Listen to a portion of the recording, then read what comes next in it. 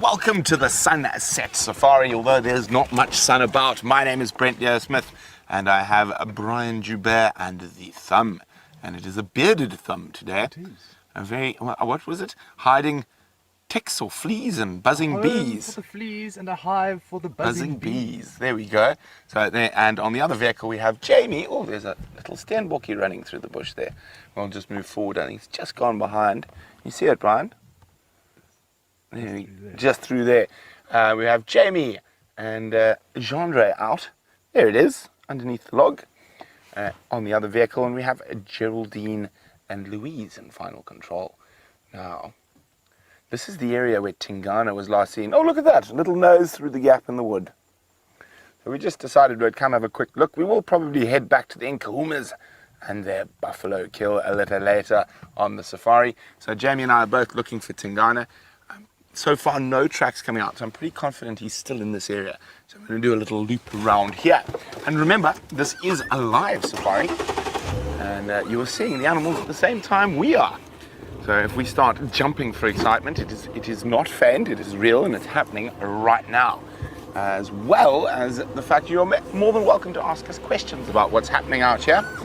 And you can do that by popping us an email, questions@wildearth.tv, or use the hashtag Safari Live on Twitter. Now, of course, we don't only look for lions and leopards and things like that.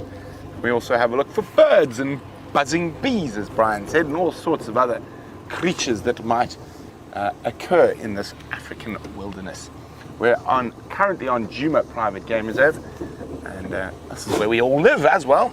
We live on Djuma Private Game Reserve. Oh, and speaking of birds, particularly beautiful bird that decided to fly away, but Brian's still got them there, called green wood hoopus.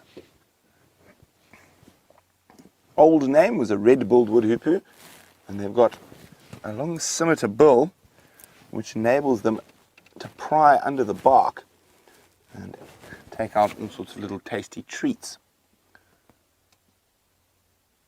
I'm going to sneak forward a bit, I think, Brian.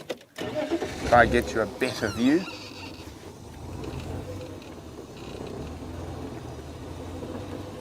There we go. Oh, he's going into a hole. Now, there's actually a little bird party around here, but let's have a look at the wood hoopoo first. There we go. Sort of a wonderful iridescent greeny blue, and they get their name from. And a very distinct red bill, which hopefully we'll see shortly. Now, they live in little flocks. Oh, there's another one.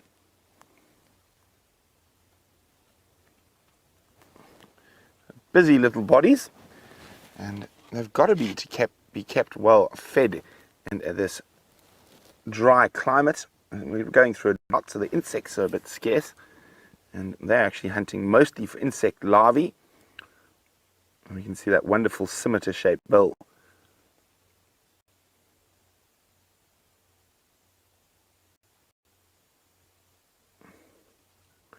Hoppity hop hop hop. There's incredible claws there. Oh, off he goes. Now, if we go just beyond the line, to the right slightly, and then there we go, you can have a look. There's some white-crowned helmet shrikes as well, another very pretty bird. Also a bird that lives in flocks. And it's not uncommon to find different bird species in a bird party, as it's called. So, although they're all insects, they eat different types of insects. So quite often, they'll disturb insects for the others. So the white-crowned shrikes will catch the sort of flying ones, while the red-billed, name has changed, green wood hoopus. Oh, there goes another bird, but that one's not going to stop. The green wood hoopus were looking for the more stationary insects that are living in the wood. Now let's see, if we go very slowly, if we can add another species to our little bird party.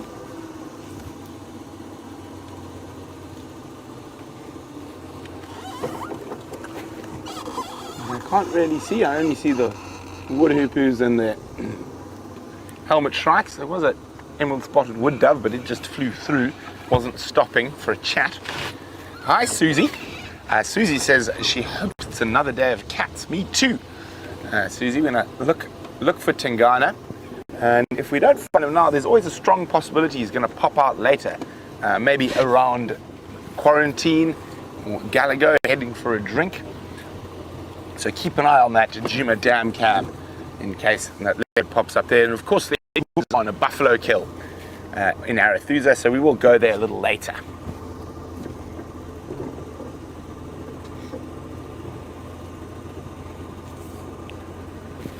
And while we scour the western reaches of Juma, let's go see how Jamie's faring in the center.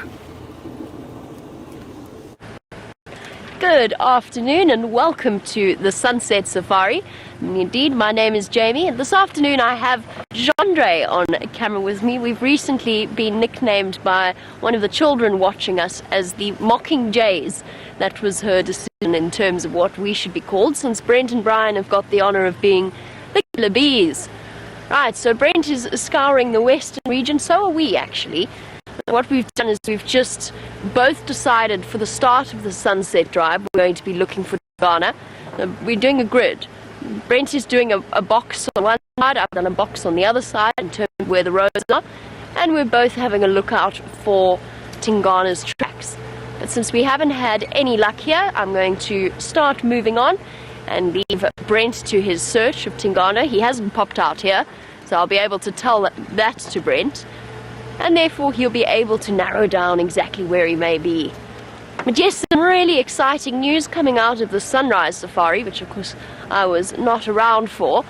But it turns out that our speculation yesterday about there being an extra set of Nkuhuma cubs, a slightly younger set, has proved to be absolutely true. Ephraim's suspicions correct. There were 3 more little additions seen this morning. We're going to also go around in that direction. We're not going to go into the sighting at all. We're going to go around in that direction and just see whether or not one of the mothers has moved from the Nkuhuma kill, so the buffalo kill on Arathusa, all the way back to where their little ones are at Buffelshoek Dam. And it's a fair distance actually. It's a good, I would say, a good 2.5 odd miles that they're going to have to travel backwards and forwards to feed off that kill and feed off the buffalo. There might even be a chance of them moving the little ones a bit closer to that buffalo kill. But definitely really good news there. I was just going off the road, by the way, to see if there were tracks there, but there absolutely weren't. I was tricked by a zebra. And I'm very glad to hear that the Nkuhumas managed to get some food eventually. And no, Ohio, after yesterday, Romy in Ohio, it wasn't the same buffalo. So yesterday, who missed, injured her back right rump, but they just weren't able to take her down. They just couldn't manage it. Trying to find a nice spot to show you these kudu while I answer Romy's question. So Romy, it definitely isn't the same afternoon. Really did them an enormous favor in terms of giving them the advantage of numbers. I don't know whether Brent has chatted a bit about the wind, but there's a very strange weather this afternoon, as is typical of July. And that means that our animal like kudu are feeling that they would feel more comfortable hidden away behind the trees and the leaves. And it's amazing how you actually on these live safaris you get to start to know individual kudu and individual herds of kudu that hang out in certain areas. They're not territorial, because I don't think, no matter where I put us, that we're going to have a good view of them. So it wasn't the same buffalo. The buffalo that we saw the lioness hunting yesterday will be fine. Although she is injured, it's always astounding just how resilient these animals actually are. So she will be absolutely fine. I think that it'll heal up nicely. She might have a bit of a limp for a while. And of course the oxpeckers sitting on it and pecking it won't help. But I don't think it's going to be a mortal wound for her future. And she had a very, very lucky escape.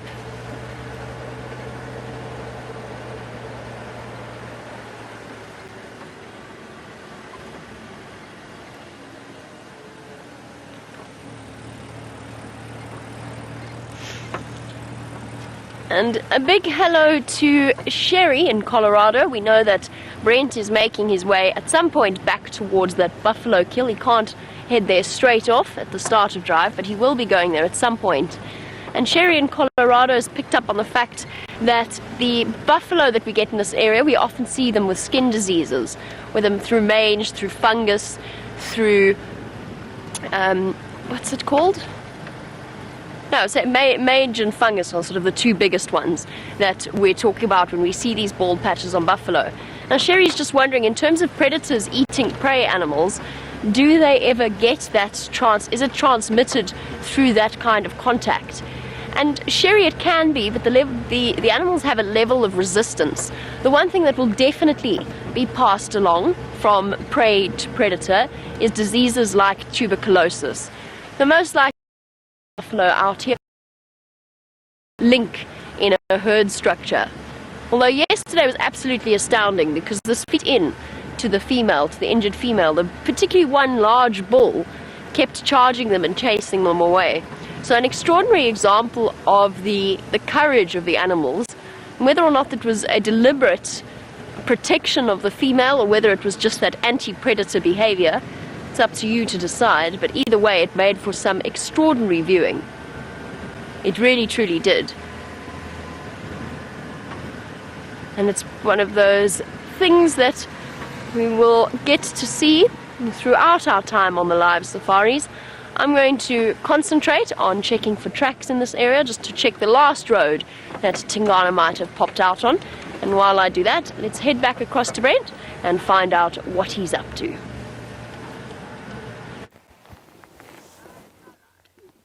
Now, there's a bird we saw on Cheetah Plains, and off it went a few days ago, that I thought I'd catch you all out with.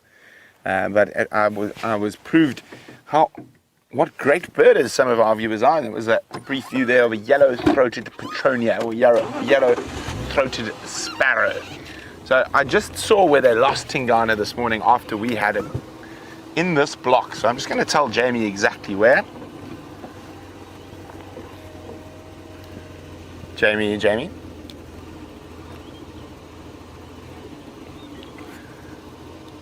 Jamie saw where Ephraim's off-road trucks were the last place to Tingana. It's about halfway between Impala Plains and the power lines.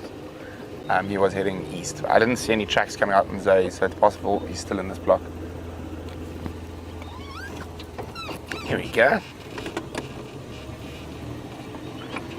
What we're going to do is we're going to loop through here and actually check up towards Sydney's waterhole.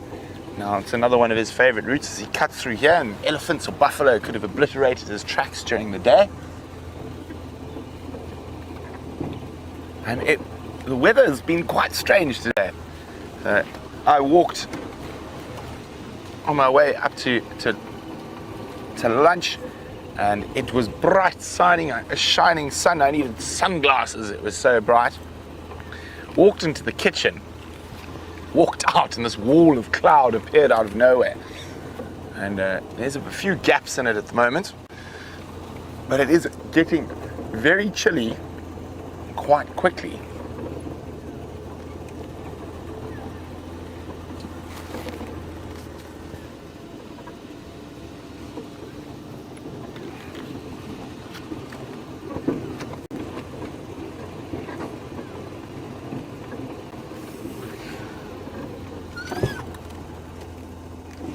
Hello. Oh, don't fly, I won't move. Oh, it didn't fly far at least. But it flew to a worse spot with the light. Little Cape Glossy starling. You can barely even see the orange eye in this light. There we go.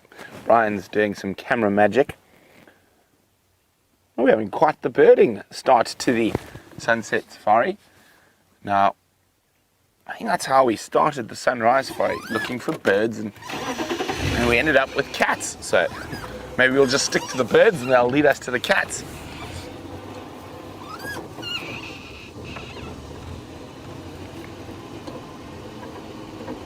Oh, it's chilly.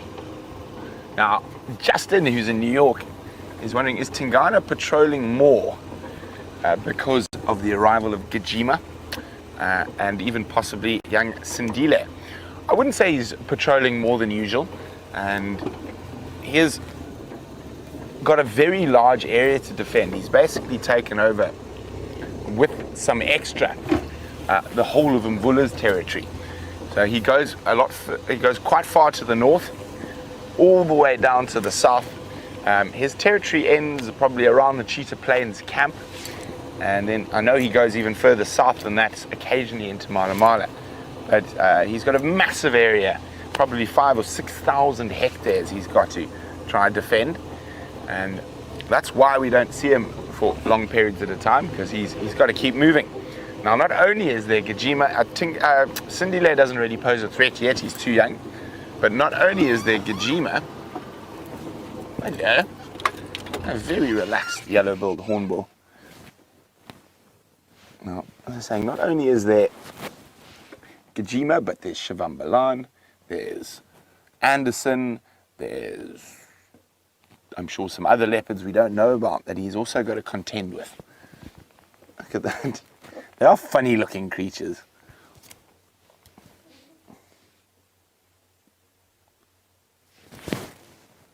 Anyway, give the beak a bit of a clean.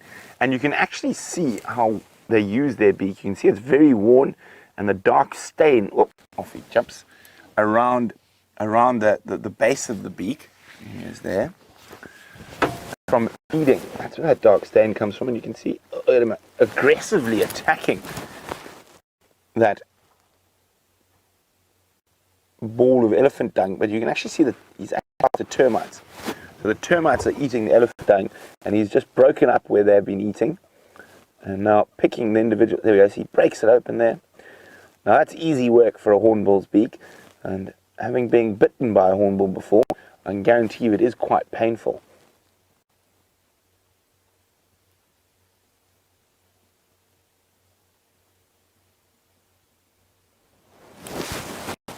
Very adept at using their beaks.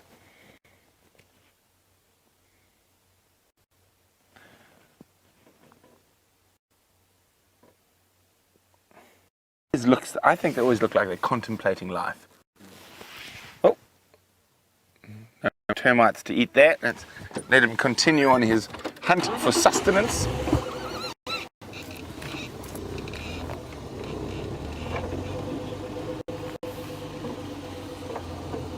So I just want to double check that Tingana hasn't possibly snuck across Vuyatela access road. Just go very slowly.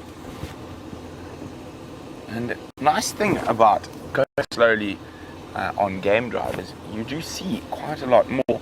Of course, it's fun to speed to a sighting, but while you're looking, it definitely pays to go slower rather than faster.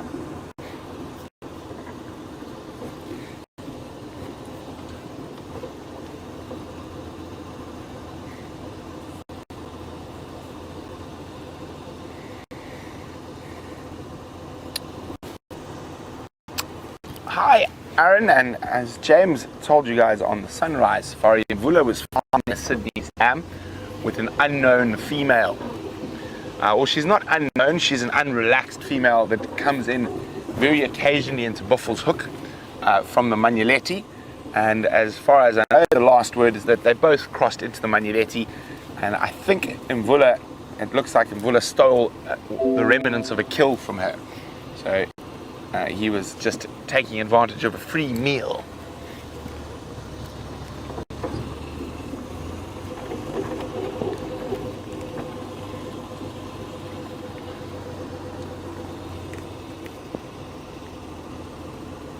Okay, so all these big animal parts here, Tingana has used in the past, so always good to double check them.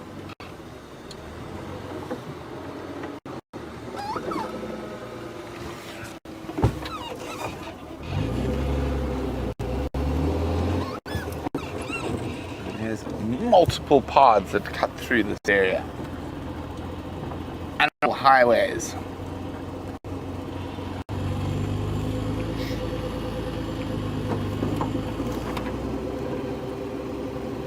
Oh, something flew into my eye there. Got it. Probably the only insect left alive in the drought manages to find my eyeball.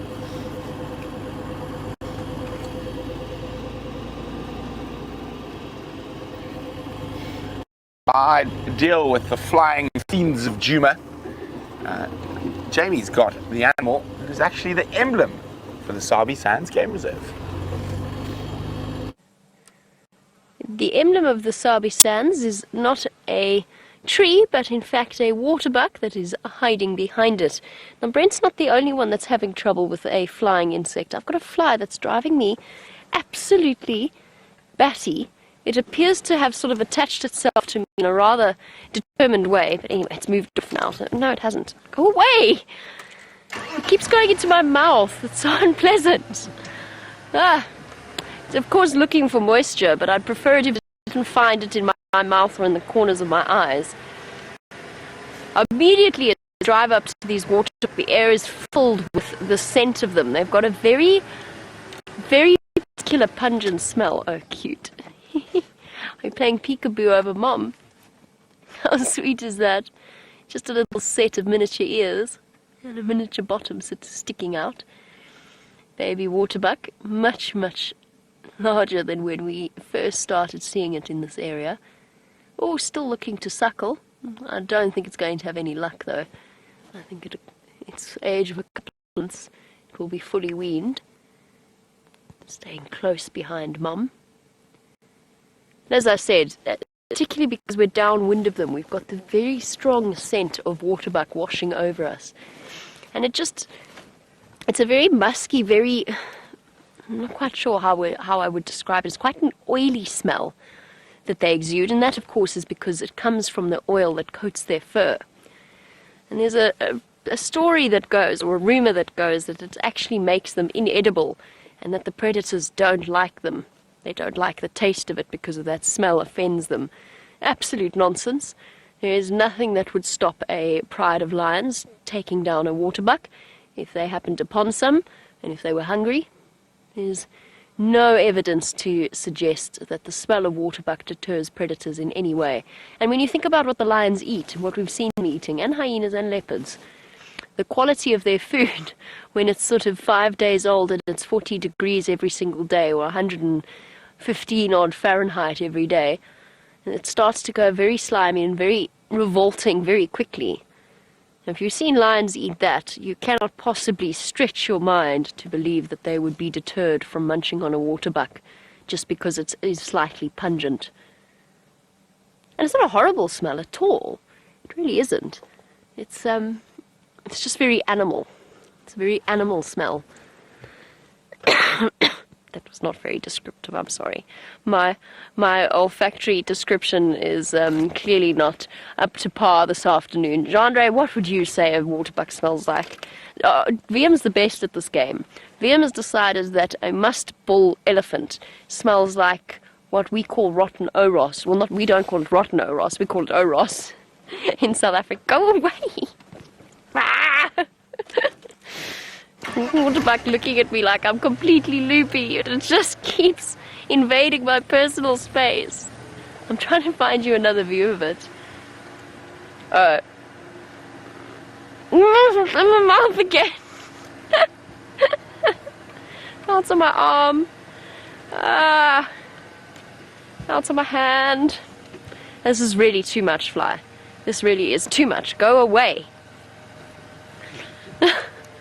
Where's Steph? Where's Steph when I need him? He'll get rid of it for me. Listen, Fly, there's a whole heap of pungent waterbucks not 40 meters away from us. Could you please go there? Genre says I should just do us all a favor and swallow and get rid of it completely next time it's in my mouth.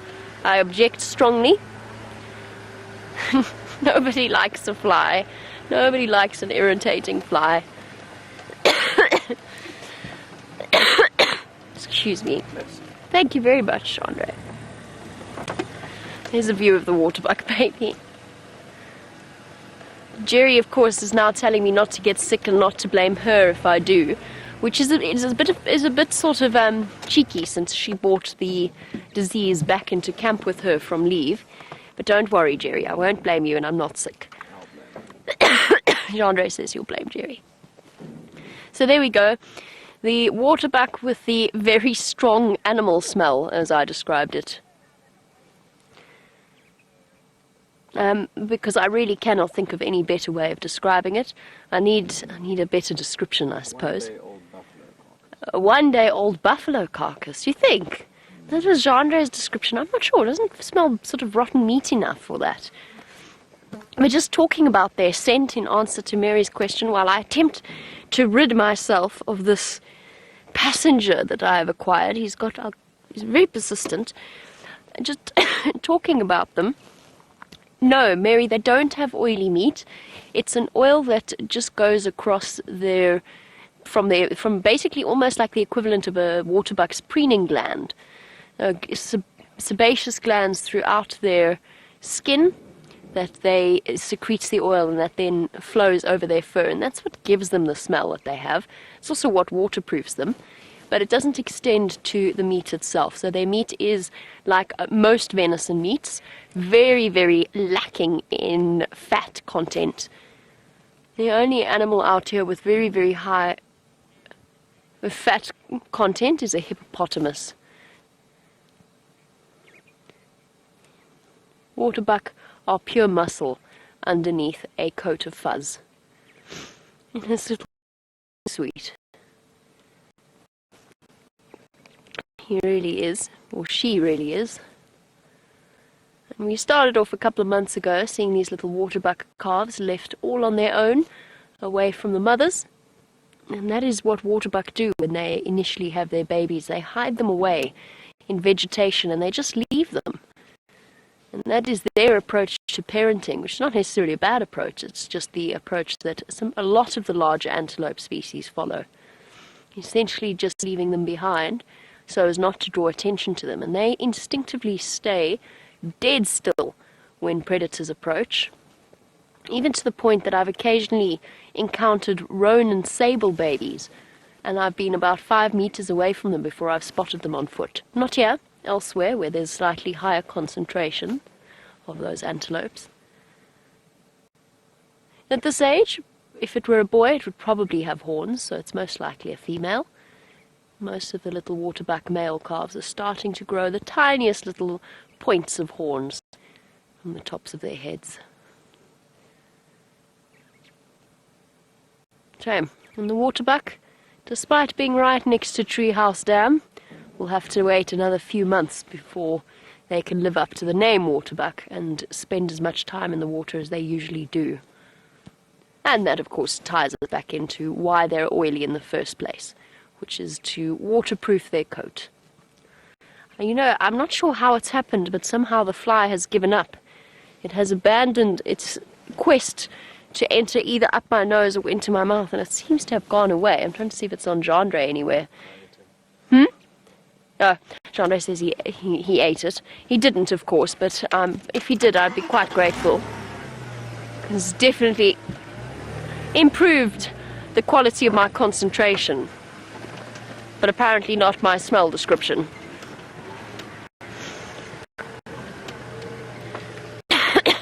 So Brent just updating everybody. Oh, excuse me. Let's try that again. Brent just updating everybody on the Game Drive channel about the fact that he cannot find Tingana, but that he might be going for a little bit of a walk at some point in the block. So we're all obviously very keen to see him, and we are not alone in that regard. We seem to do relatively long stints without spotting Tingana before he returns.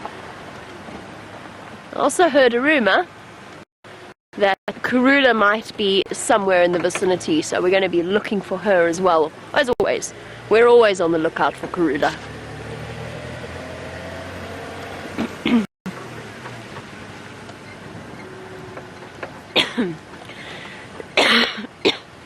Here we go. Jerry.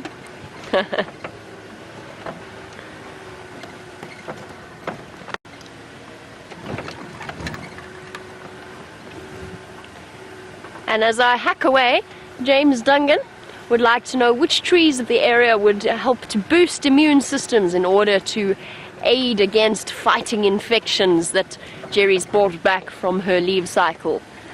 Poor Jerry, shame. It's not a very pleasant way to finish off one's holiday. So James, one of the big things would be to try and get hold of, obviously this sort of goes without saying, but you know how we always talk about during flu season, make sure you get plenty of vitamin C, have your oranges and your citrus fruits. The same applies here, and marula fruits would be a very good way forward. Unfortunately for us, marula fruit season is not in the middle of winter, which sort of makes sense. And if you were to go looking for baobab trees, which you do get, not necessarily here, but you do get in a little bit further north, you could go and get some baobab fruit, which also has very, very high contents of vitamin C, which of course is known to boost immune systems. And then there is a Bushman's fever tree, or fever berry, which is also used to combat, that's more used to combat the symptoms of a cold or a flu. Two little steenbok racing furiously away. Luckily our cameramen are some of the best in the world, and they have the speed to manage to show you that brief view of two disappearing tan and white bottoms of a steenbok pair that were obviously foraging here. Now there's a very traditional belief in terms of medication, in terms of plant medication, that a whole host of things can be treated through blood purification. And that was something that Herbert was teaching me about on Bushwalk the other day. Herbert, of course, being a fount of wisdom when it comes to such beliefs and such cures and potions and so on. And he told me all about a tree which is the monkey pod, or one of the senna plants, that is used, that what they do is they take the roots and they make a potion out of the roots combined with magic guari, and they use that as a way of blood purification. And blood purification is believed to be a way of helping to prevent disease as well as to cure some of them. Now there's lots of different things that you could use out here. Unfortunately, none of them really are that prevalent on Djuma. Now there's certainly no marula fruits, there's no baobab for us to go and collect the fruit from. I love baobab fruit, it's one of my favorite fruits out here.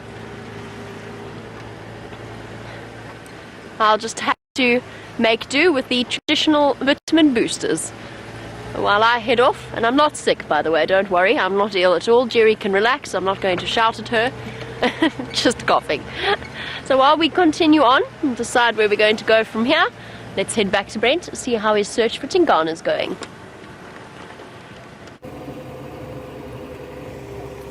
We've done a big loop around this area and we haven't found any tracks yet of Tingana, so I think we're going to head back towards that last position. I'm just listening to where Ephraim last had him.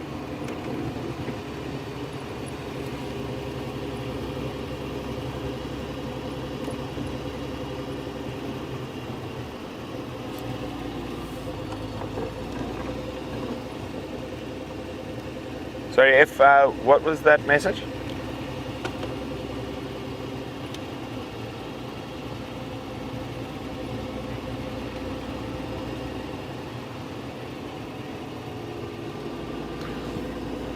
Oh, very, very interesting.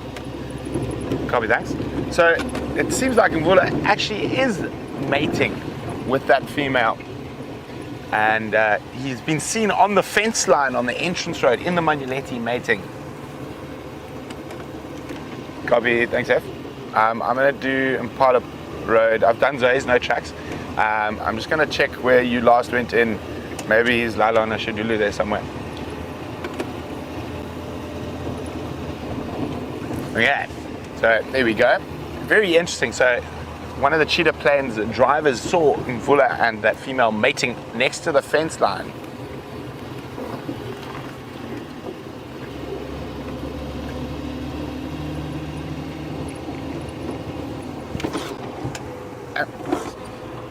Franklin running off.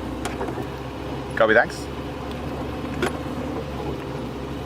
Okay, so Ephraim was just letting me know exactly where he lost Tingana. So we have been in that area. We've done now a first small loop and then a bigger loop. And I'm pretty confident. There haven't been too many ellies around. They haven't trampled any tracks. There haven't been any big herds of buffalo. So there's a strong possibility that he's having a snooze And you might have heard me say he might be lala on a shadulu. That means he might be sleeping on a termite mound. Shadulu is the Shangaan name for a termite mound.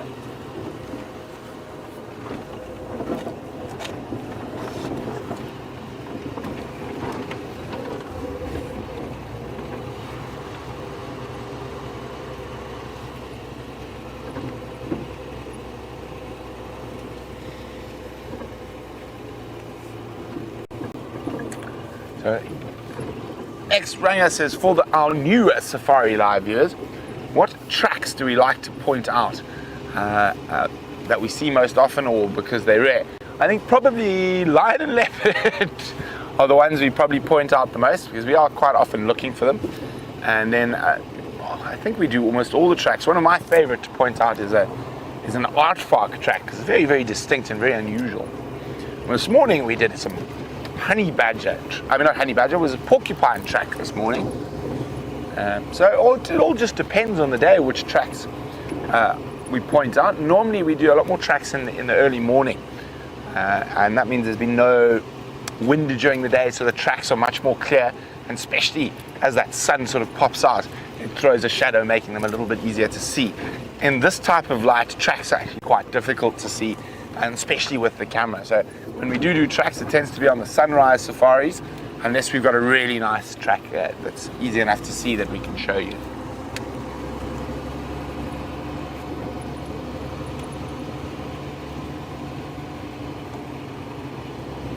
Okay, so we're Ephraim lost, Mr. T.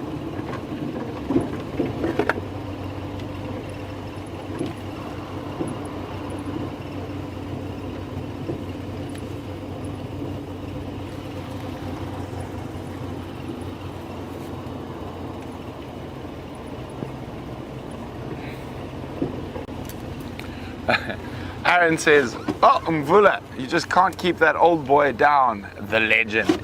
Yes, I think you better be careful, because Tingana is not too far. Oh, you silly hornbill. Ooh. Okay, Brian, through that gap. Oh, he's moved.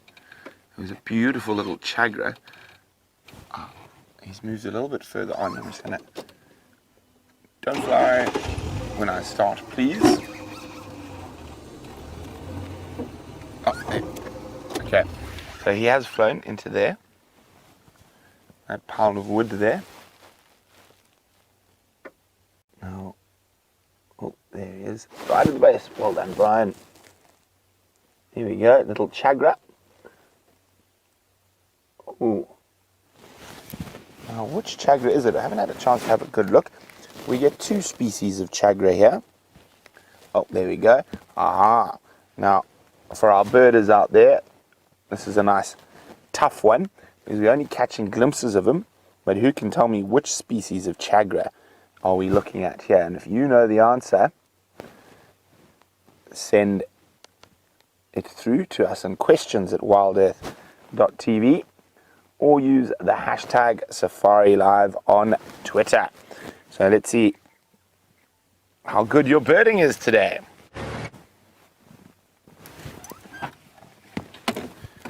Oh, yay! Brian and I were just saying we really hope the sun comes out.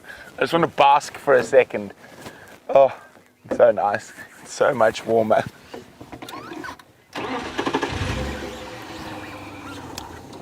Now, hi Lynn. Lynn in Florida is wondering why some birds hop and others walk. Well, a lot of it's to do with what they feed off, Lynn. So a bird like a chagra, he hops around trying to disturb insects and thickets like that. So that's why they hop. And a bird like an emerald spotted wood dove that eats a lot of grass seeds doesn't need to hop around and rush around to try and get its meal. So that's the main reason. And of course, there's various different gaits and types of hopping and moving between the different birds, depending on how and what they feed on.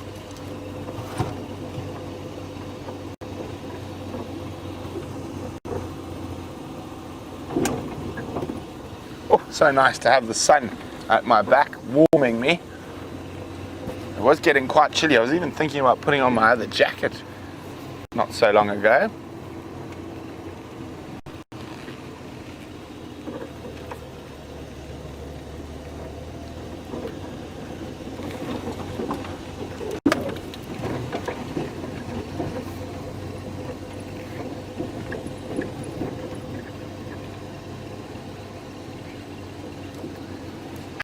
Apparently, quite a few of you are wondering how I got bitten by a hornbill.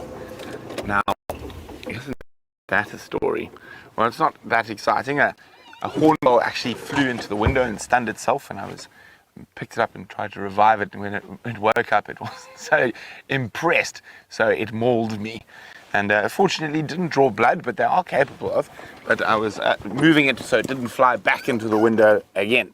Now, hornbills can get very aggressive with windows, and it actually happens at our house every now and then.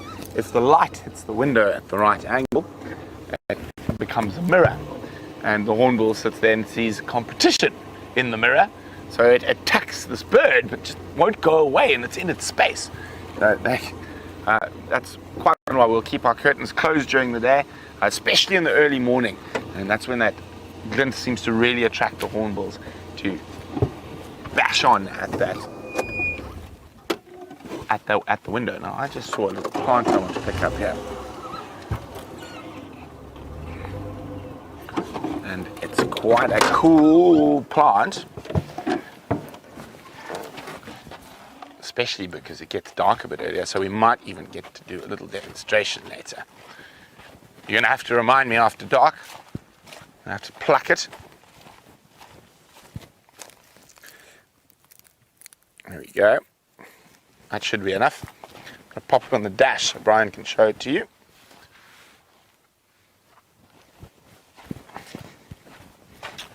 Here we go. So that is a wild Franklin. That is wild cotton. Now if we have a look at it, now it's been used by lots of people over the years to do lots of things. So it's used to stuff pillows, mattresses, and of course what happens is you remove all the fluffy bits, you keep the fluff, and there you can see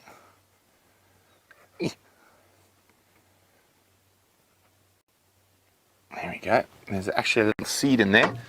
Let me get my knife. And I'm going to just take that seed. Oh, it's a strong seed. Actually, I'm going to do it on something a bit harder so I don't put a hole in the car. And do it on the top of my box. Oh, come back. Actually, I think I'm going to go for the crush option rather than the cut option. Probably a little bit easier, one would think.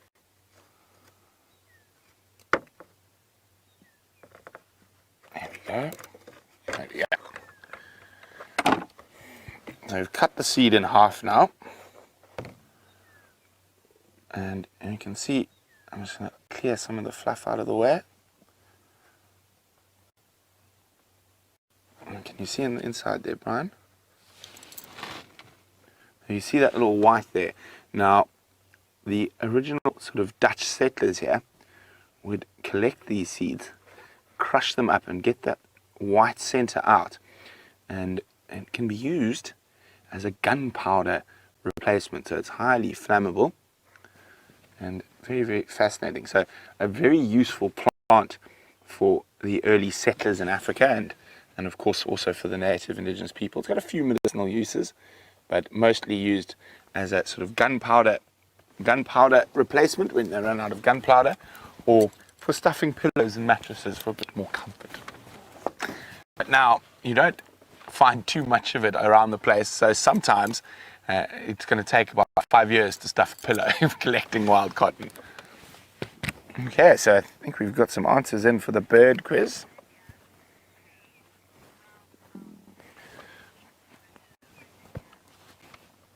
Well done to Stuart, Virginia, and Tay. You got it right. It was a brown-crowned changra. Now, I'm going to show you the difference Is black crowned that way? No, that's a southern brown crowned, black crowned. So you can see that very distinct black head, but also the grey underparts. And if we go forward again,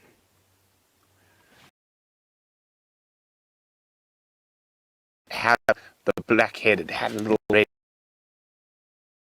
a black head, and the black and white is not quite as, well, the white's more pronounced than the black in the brown crowned chagra.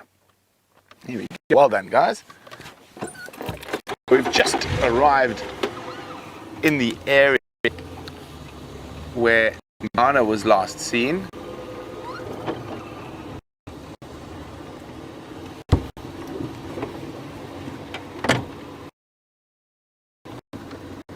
There we go. Have a look up there, Brian. You see it?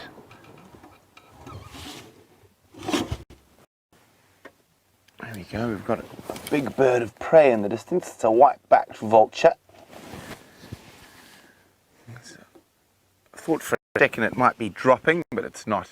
It's just cruising past.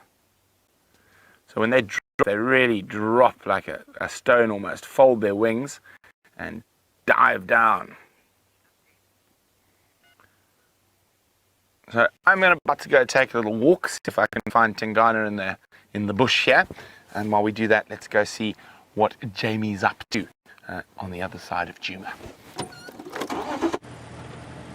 Oh, well, Brent goes for a little bit of a walk to see what he can find. We don't need to, because something has found us. And I'm just, obviously, some of you are picked up on whatever's happening there. I'm going to try and see, what have we got here? What have we acquired there, Gendre? I can't focus on it. Of course you can't. Gendre has a bug on his screen, and I'm attempting to find something to pluck it off with without doing any kind of damage to the screen itself. So prepare everybody for a slight headache as I go and attempt to pick this up.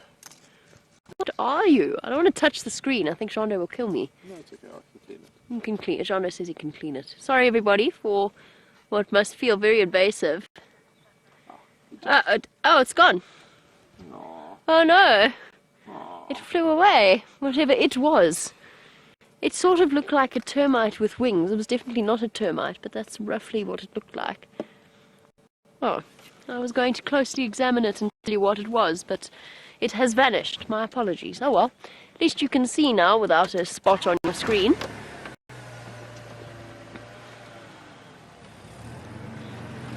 Oh, it just goes to show sometimes things come to us. We're not too far away from Buffelshoek Dam, and we're going to do a quick loop of that area. We're not going into the sighting of where the cubs were seen this morning for a very good reason, and that is, the biggest one is that they are too young and the mother is not there. So we won't be going there. It is a closed leopard tracks, very fresh leopard tracks. Look, everybody look, she's here somewhere. I just smelt her. There's a steenbokkie. Look at these beauties. Oh, I say they're very fresh. Who was tracking here this morning? Somebody circled them already.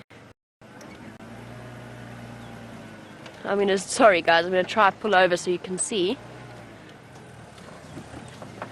Can you see that circle there, Gendre? Oh, I'm a bit too close. There we go. Somebody's been tracking Karula. But I just smelt leopard territory spray. Well, I suppose the smell does linger for a little bit. But somebody's feet, Brent's feet. Those are Brent's tracks wandering around. Did Brent do a track segment on Drakensberg Road with leopard tracks? Because this is very interesting. She was striding forward. Okay. And she's gone in to the block around Gwari Pan. Oof, it's a difficult area. Let us go investigate. I say Karula, I obviously have no idea whether or not it is Karula. But, that being said, chances are, in this area, the fact that it's a female's tracks, it is probably her. Alright, well that changes the game a little bit. Certainly changes our route. Let's go and see if we can't pick up any sign of her on Gwari Pan Road.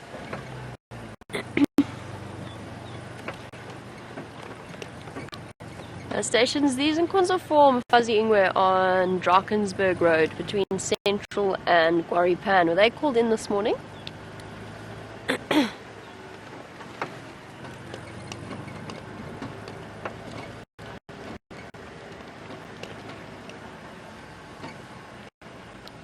From the Nkonzo form Fuzzy Ingwe on Drakensberg Road, cutting into the block between Central and Gwari Pan.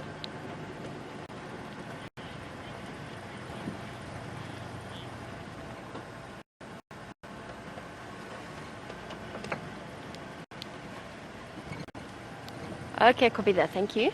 Well, Ephraim says that it's those tracks crossed on Pipeline Road to the east.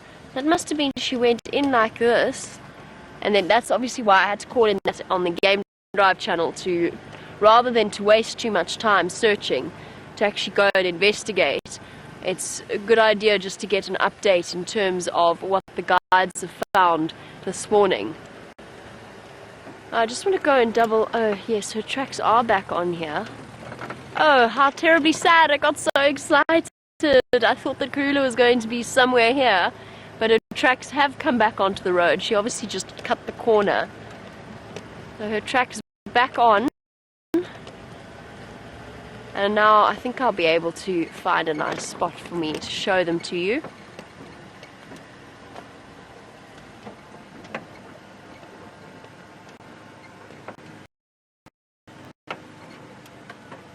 Oh, there we go.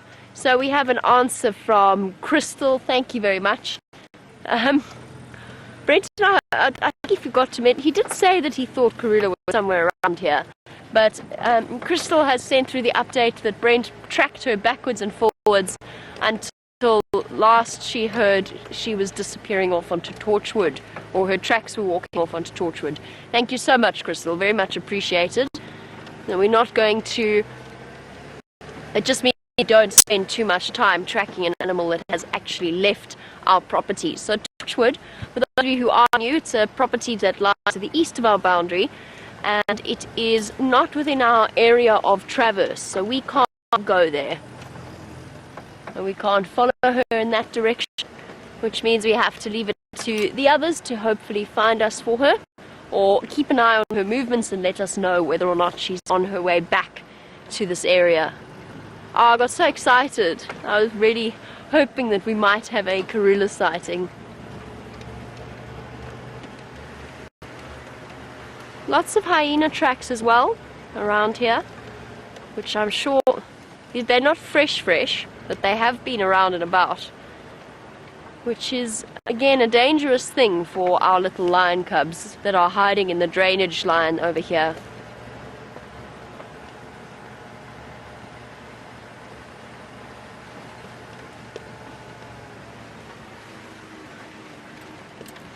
And there we go, we've actually got a question from James Dungan on that very subject, which is, in terms of, do we have a lack of hyena sightings because they have booked out due to the high concentration of leopard and lion cubs? There is definitely a potential argument in terms of the almost constant presence of the lionesses in this area, the Nkuhumas in this area. They've been clearly planning on denning around here for weeks and weeks, that we've just been seeing them more often than we usually do on Juma, or at least more frequently on Juma. Now, James, I think you're right. I think it has to do with the lion population, or the current area of their home range that they are utilizing. I think that might have been why they've moved their den sites further to the west of our Traverse area. So that's what I think has happened there. Leopard cubs probably make less of an impact, but then we've already speculated, and I think we're all convinced in our own minds that the reason that Karula hasn't denned in her usual spots close to the lodge itself, or didn't den with this set of cubs, was due to a high concentration of hyenas. So the hyenas are around. I think they're on Simbambili, but we don't know with 100% certainty. Jeandre tells me that she wasn't around the Galago shortcut den when they went to check this morning. She has not been around. The one new mother hasn't been around there for the last 3 days, which does make me wonder whether or not she has decided to move the cubs somewhere. So we'll check the Mvubu Road den, I think, today. There's still lots of hyena tracks around, so it doesn't necessarily mean that she's gone for good, but she might have decided that her cubs are now old enough and strong enough, not that they're very old or very strong just yet, but they're definitely more robust than they were 2 weeks ago. She might have just decided that it's time to move them to the rest of the safety of the clan. Not 100% sure.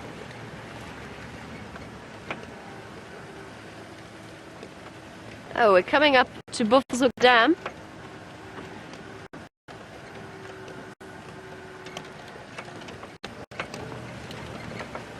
Well, I keep an eye out for hyena tracks in the den sites. I'm with Chris Rogue as well on this. Chris Rogue is one of our very long-term viewers, and she's very much hoping to see one of the hyenas like Madam, the matriarch of the clan, soon.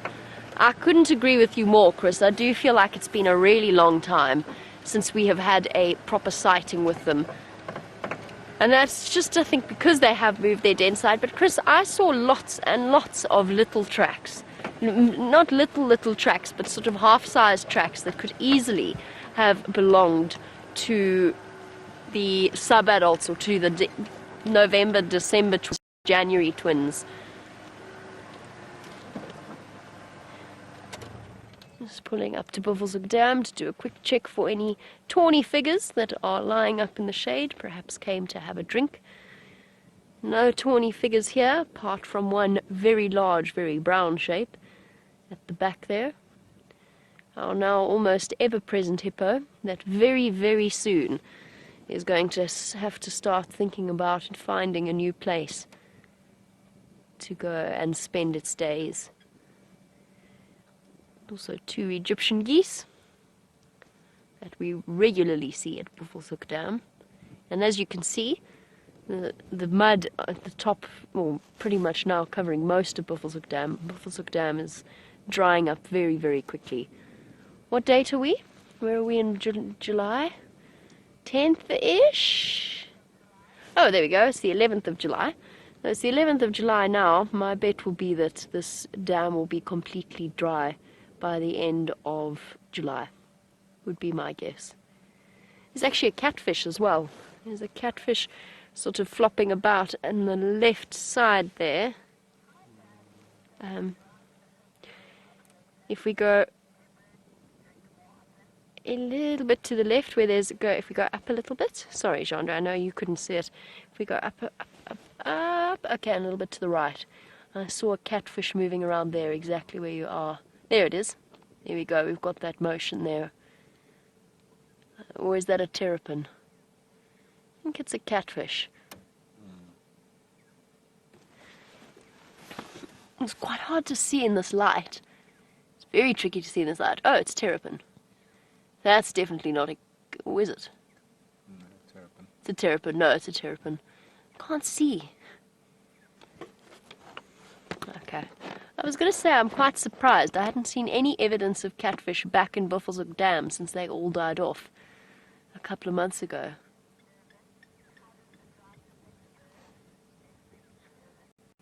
And while we watch our sort of clear example in which the drought impacts the various species of this reserve, Gary in Durban, you want to know how does the drought affect the birds of this area. Well, one thing I will tell you, Jeffrey, is that this year was, for me, I was very surprised by the lack of bird life. As we watch our Cape turtle dove trying to find itself a drink. So all of the migratory species, a lot of the migratory species, didn't actually spend all that much time in this northern Sabi sand. I know that my friend who works probably about 70 odd kilometers away in a straight line, but closer towards the Drakensberg Mountains, they had more rain, therefore they had more bird life. So a lot of the birds like the cuckoos, oh that's awesome, Andre. A lot of the birds like the cuckoos and the other species actually moved away to where there was higher insect concentrations as a result of a little bit more rain. The birds are fortunate. They've got wings. They'll be able to be much more resilient. But for things like the seed eaters, the insect eaters, it is going to get more difficult. And I think they're going to struggle to raise chicks as successfully. They might, a lot of the birds have 2 sets of chicks in a breeding season. And I think a lot of them are going to be limited to at least to 1 set of chicks rather this year. Our fish eagle still pays a visit every now and again to Buffelshoek, sorry, not Buffelshoek Dam, to Arathusa Dam, but that is slowly disappearing as well. It will mean for us just a smaller variety of bird species that we see. They'll be fine, they'll go and find different water sources, but it means that we won't see as many to add to our bird lists. It's baboon tracks, not karula tracks. Let's do a quick loop in the area, just fingers crossed that karula might have decided to come back. We can but hope that she has decided to move back into this area, although that being said, we don't really want her to stay in such close proximity to the lion cubs either. First of all, she is a threat to them. It's a small chance, but there is a chance that she could be a threat. Secondly, when the adults come back, they're definitely not going to take kindly to her presence in this area.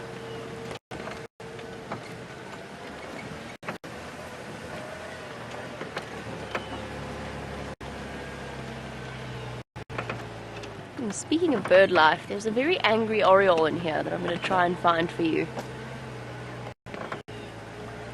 Whew. Try and spot a bright yellow bird in a whole load of dead yellow leaves. Aha! He's at the top left-hand side of the torchwood genre, in that little gap. I'll direct you in. Sort of left-hand side. Further to left and up a little bit. There he is. Perfect, thank you. You can hear him, just listen to the sounds he's making.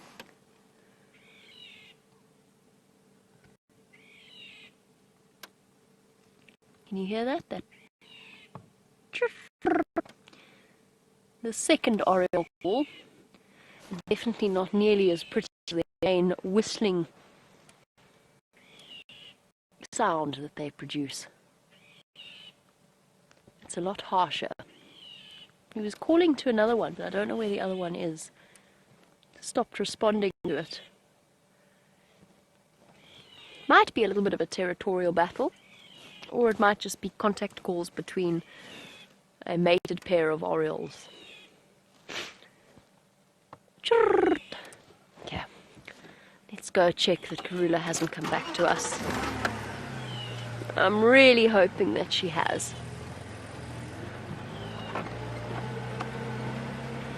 Maybe somewhere in this block.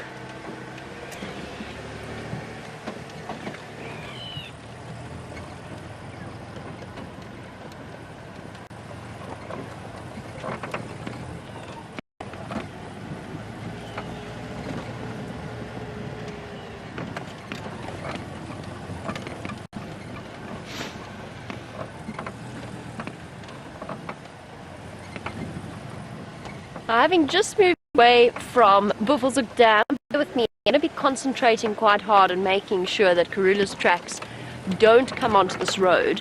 And it's quite a tricky road to spot tracks on, so I'm not going to be looking back at you all that frequently. But while I double check, having moved away from our hippo sighting, Rich in Ottawa, welcome to the Sunset Safari. You were wondering whether or not, because we're seeing this disappearing dam, whether hippos migrate, and that you imagine that it would be quite a laboriously slow process if they did. They don't migrate, although they can move, and they do have a good 4 million hectares worth of 8.5 million acres of unfenced conservation area that they can move about in. That being said, it's a long distance for them to travel, and they don't necessarily know where there is other water. So they're not migratory species in this area. they do move between different water points where there's more water than others, but they don't necessarily know to go. Look, with our hippo, for example, they don't know to go all the south to the Sabi or the Sand River. They've been brought here by the presence of artificial dams, and as a result, now that we go into this drought season without being able to fill the dam sites themselves, they are not going to be able to survive. But Rich, it's not necessarily the loss of the water, although that will contribute tremendously. Hippo are really struggling at the moment to meet nutritional needs, and that applies throughout most of the central and southern parts of Kruger and their surrounding reserves, which is where fall. It's going to be a very, very difficult time for the hippo, and we're going to see some incredibly tragic scenes over the next few months, as because they are bulk grazers, they're not equipped to deal with any other kind of diet, and there is just nothing for them to eat. And to make that trip that they would need to make, I think I see a lion. To make that trip that they would need to make would put tremendous stress on their bodies. Am I crazy? I might be. Do you see it, Andre? I don't see it either now. Right. Well, it was a happy thought, but I think I don't even know where I saw it now. Oh no, not another lion log. It's becoming far too much of a pattern. Well, I attempt to redeem myself and just double check that this is not in fact a lion and is in fact a log. No, it's a log. Oh, that's embarrassing. I wish I hadn't realized that before sending you back over to Brent, which is what I'm going to do. I'm going to send you back over to Brent. I'm going to gloss over the fact that that's another lion log, and I'm going to send you over so he can find out, or no, so he can tell you how his walk went.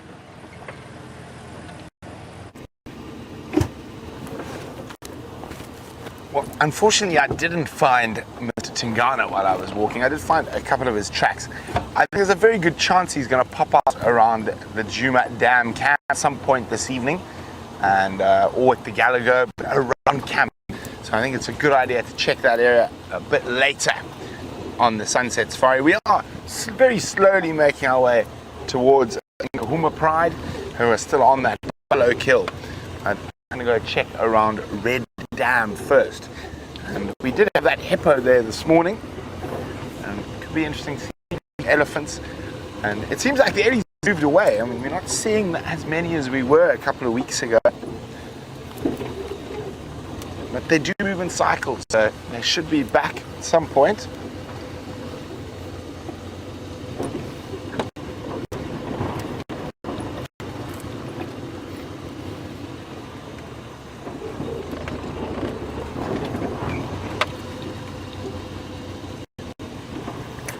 Well, a massive Safari Live welcome to Lana.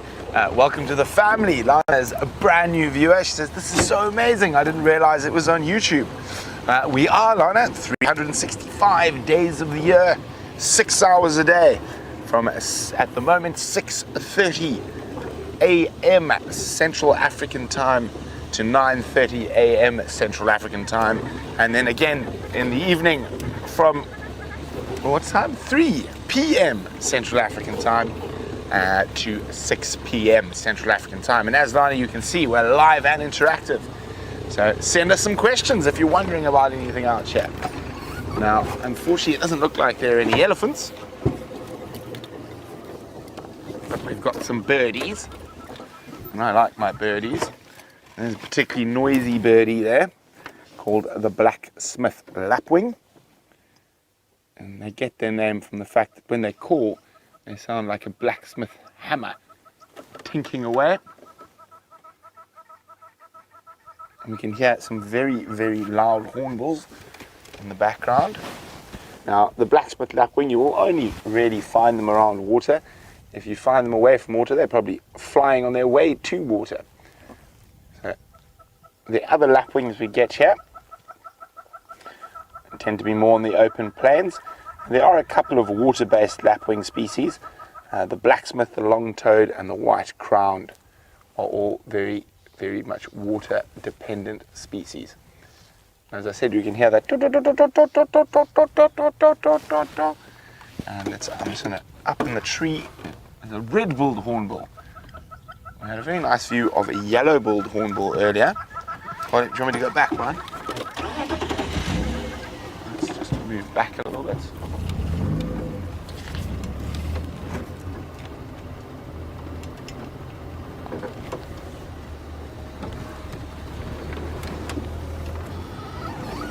Here we go.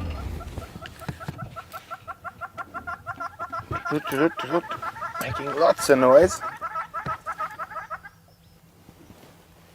Yeah, a red-billed hornbill. So that's the second hornbill species we've seen on this sunset safari. Now, Roger's wondering, are they related to the toucan? I think the toucan is a type of hornbill, but not a direct relation to our African hornbills. I think that they've evolved separately. Yeah, doing a bit of preening, making sure it looks good for the ladies. And a lot of that calling is, oh, I heard something there.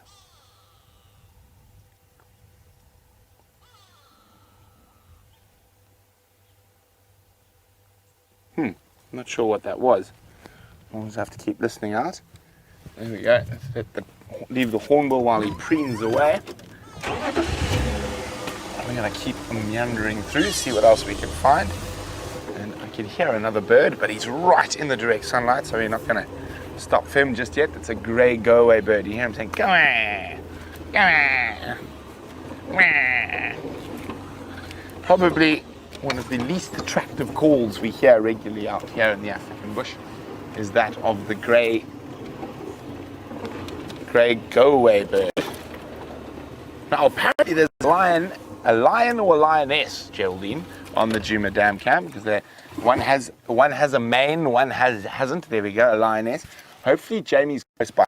It's very, very possibly the mother of those cubs we saw.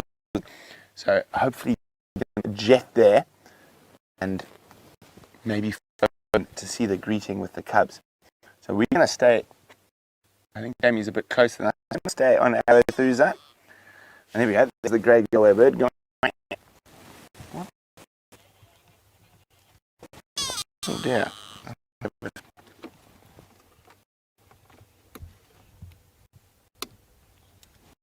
Radio problems. Oh, that's fine. Sing. Back off basically. So you can see them eating some leaves. Normally they prefer to eat fruit.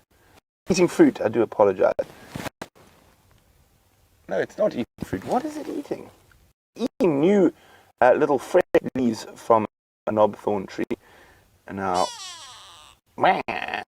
normally they prefer to eat fruit. There's no fruit around in the winter, and we're in a drought. Complaining much about the lack or the quality of food that's around.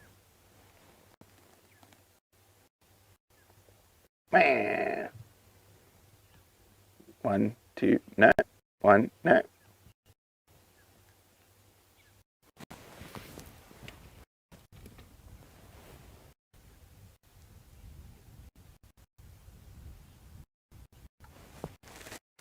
I'm having some red my radio. Change.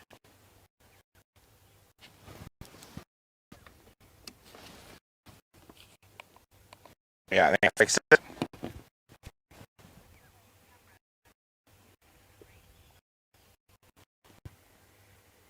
Right, so we're going to keep moving, and while we do that, we're going to actually send you over to the Djuma Dam Cam so you can see that lioness while James is on her way there.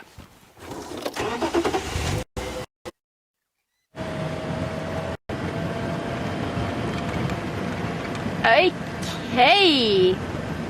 And how exciting is this, everybody? There is a lioness drinking at the Djuma Dam Pan, and we are racing there as we speak. Unfortunately, I'm about to go through a black hole signal-wise. I've just realized where I am. I'm racing. I'm closer than I thought I was. I'm on my way to her, and we are going to signal in the next 10 seconds as we go down into this dip. Just stay with our lioness.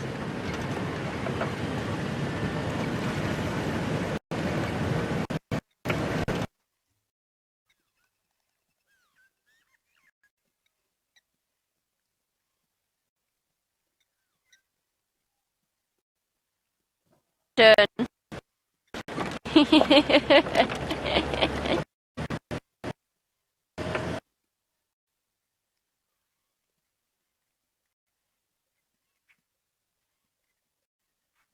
Towards us, and we can almost guarantee that it's one of the incorporated.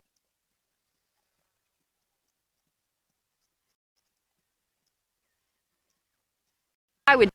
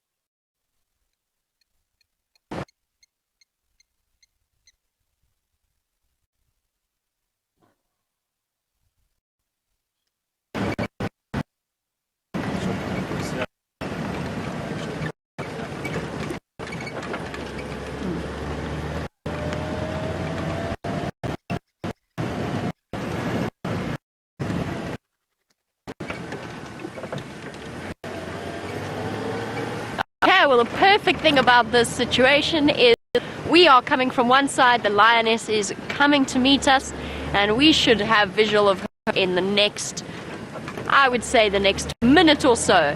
And we can almost guarantee, was what I was saying earlier, that this is one of the mothers of the cubs, and she might be heading straight back there, having filled her belly for now, heading straight back towards the cubs to go and feed them. It'll be really, really interesting for us to know which route she takes. Which direct line. I think she's going to lose us in the drainage line systems, but I think that we'll find her again on the other side. We should. Hello, Zebra. Don't worry. Actually, do worry. There's a lioness coming. But she's probably not going to try and hunt you. Okay, we should be coming around the corner now. We've been zooming south along Gowrie Cut Line, for those of you familiar with the area.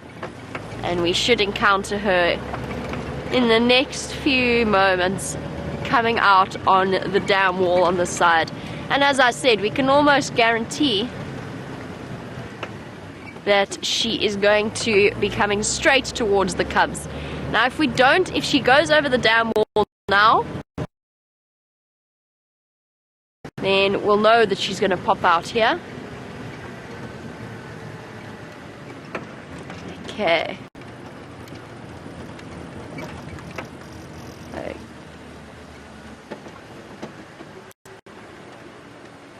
Be here somewhere. She's coming. Oh. Hello, big girl. Surprise! You go feed your little ones.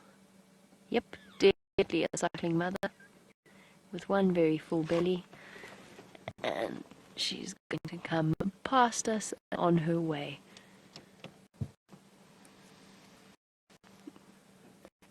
She's terribly smelly.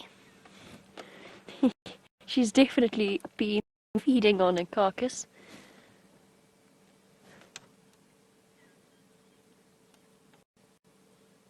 Here she goes.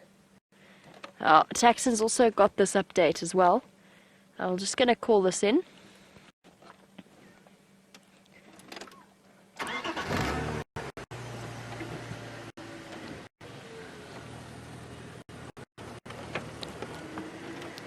Stations, I've got her here. She's mobile. She's crossed the dam now. She's now mobile northeast. I think going straight back towards the Mpimpans and Buffelshoek Dam.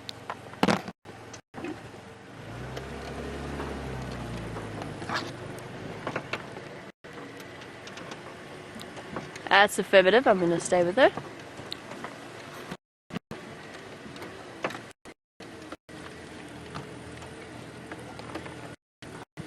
Copy. I'm sure she's going to pop out on Gari cut line shortly.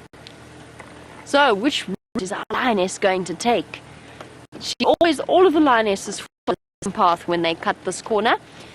They then either go north up Gari cut line, which is what I'm hoping she's going to do, so that we've got her on the road for the majority of the sighting, or she's going to cross the Mulwati drainage line.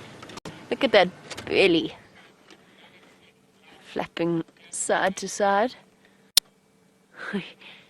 Oh, a slight thorn on the foot.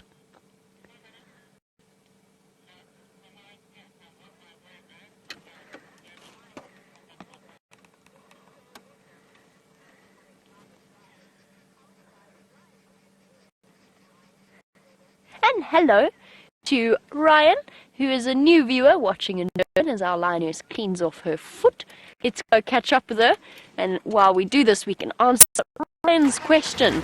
Ryan apparently is thrilled to have found this live drive, and we're thrilled you found us, Ryan. We're on every day, twice a day, and since you're in Durban I can quite happily tell you times without fear of mistake.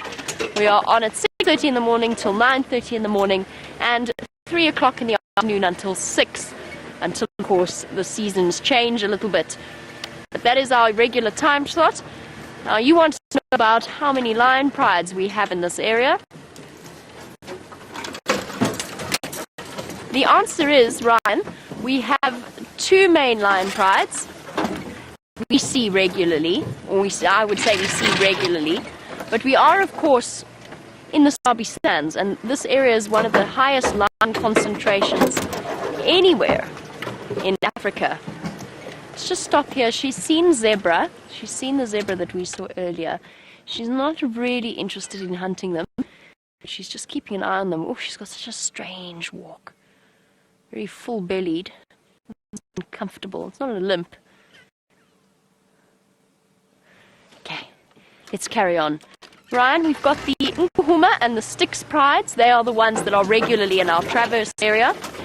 But, that being said, there are always prides coming and going, particularly with tumultuous moments that we've had over the last few months, and that's because a coalition of male lions called the Birmingham Boys came in and took over about a year ago, and the resultant chaos meant that we saw lion prides that might not usually have been in this area. The Salalas, for example, all the way coming up from Londolozi. Everybody watch heads. Everybody duck. I'm going to get onto the road. We'll find her there. I'm just going to stop. The zebra have spotted her and they're galloping off, but I don't want to add to their stress levels. So we're going to let them just move ahead, because her instinct is going to be triggered by their running motion. She might even thinking about a half-hearted hunting attempt, although I doubt it. She's watching intently, but she's still walking. She has been spotted. I don't think she's going to be bothered there. So Ryan, we've also got the Tsalala pride, the Mangeni pride, or the Tsalala breakaway pride, the fantastic Shimungwes, that are some of my favorite lions. Here, the road's just ahead of us. Some of my favorite lions, just because they're the underdogs. And then, of course, the coalition of Birmingham Boys, which is a group of 5 young male lions that entered onto the, or was a group of 5 male lions that entered onto the scene a year ago. It's now 4. One of them died of natural causes. Let's just watch this scenario play out. Zebra racing off. A lioness about to pop out onto the road. Bernie, she's just come onto Gari cut line now. I'm going to see if she's going to continue mobile north, or if she's going to go into the drainage line here.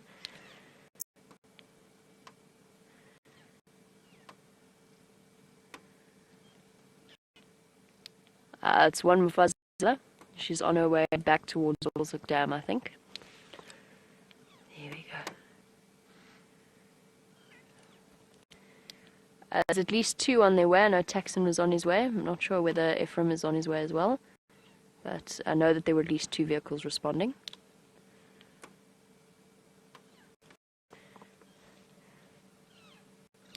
Okay, she's just gone mobile into the drainage line here to the east of Gari Cut Line. I'm not going to be able to follow her, I don't think, but I'm sure she's making her way straight towards Buffelshoek Dam.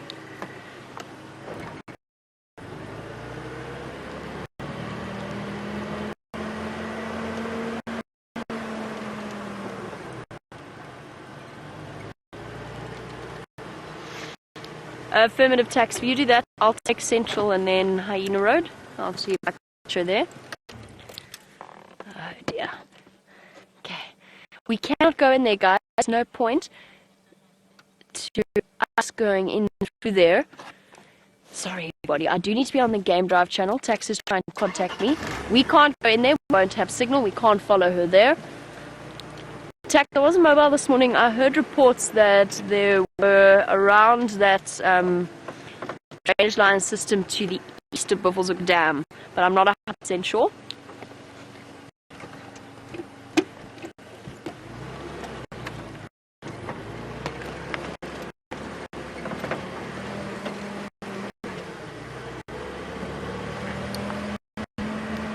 Copy. I think she will come out at some Buffelshoek cut line.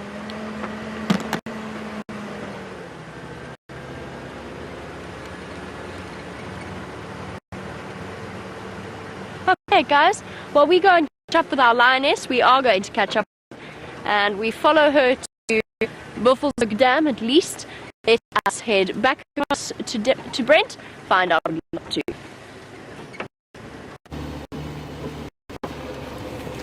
Very exciting. Maybe we're going to get a chance to see those little cubbies or even the babies. Not sure which mummy it is. They're very, very exciting. And I've just heard a story that apparently Karula has left her cubs on the Chitwa deck. And I'm not sure if it's Karula. It could be Tundi. Maybe Tundi's given birth. So we'll have to wait to hear more on what's happening there.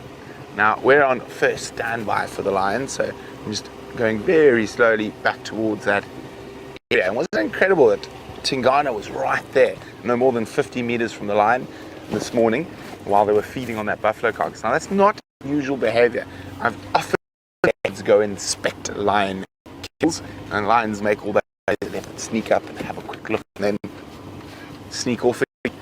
Now, it's really interesting. Now, I'm fascinated as how far lions might have pulled that buffalo, moved that buffalo, because I was sort of expecting to see vultures in a lot of the trees around here. By this time, it's been sunny most of the day, and I don't see any. Maybe they're down closer to the carcass. We'll find out. Maybe the lions have moved the carcass further into the shade, or maybe there's another kill that the lions are all feasting upon somewhere else. The vultures, sorry, are feasting on.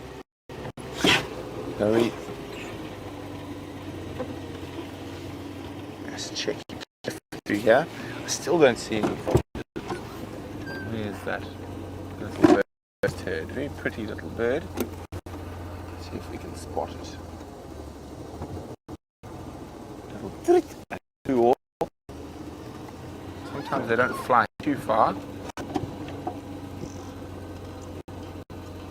I can hear another bird, but that's way up in the sky flying over us.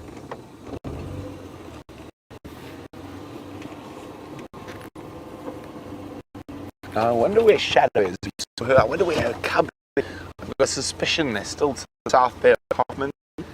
But fingers crossed he brings the little cub back for another visit. I'd love to see it again after the late excitement when we saw it for the first time on Wild Father's Day weekend.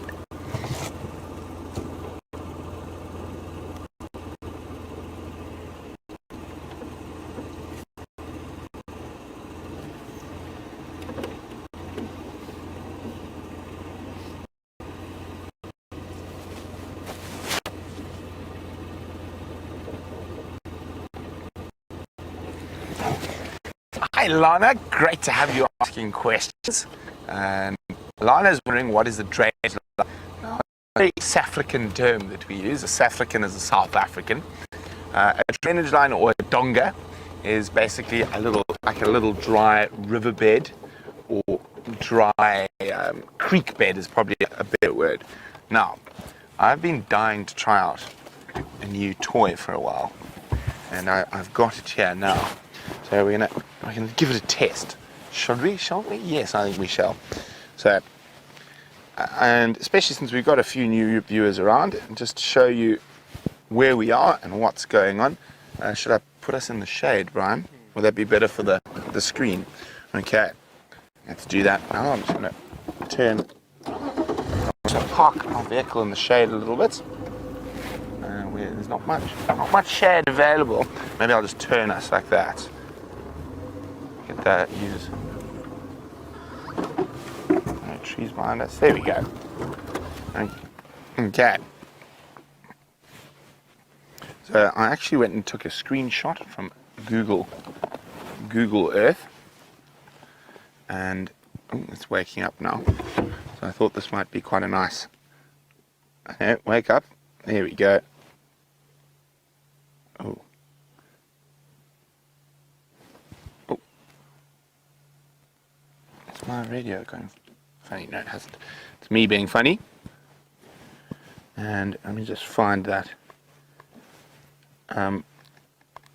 screen. Oh, I'm of course not the most tech savvy person around.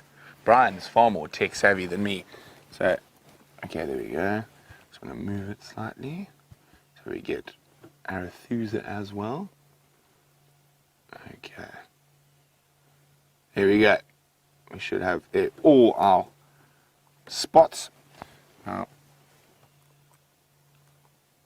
oh, there we go. I think I'm going to have to practice this.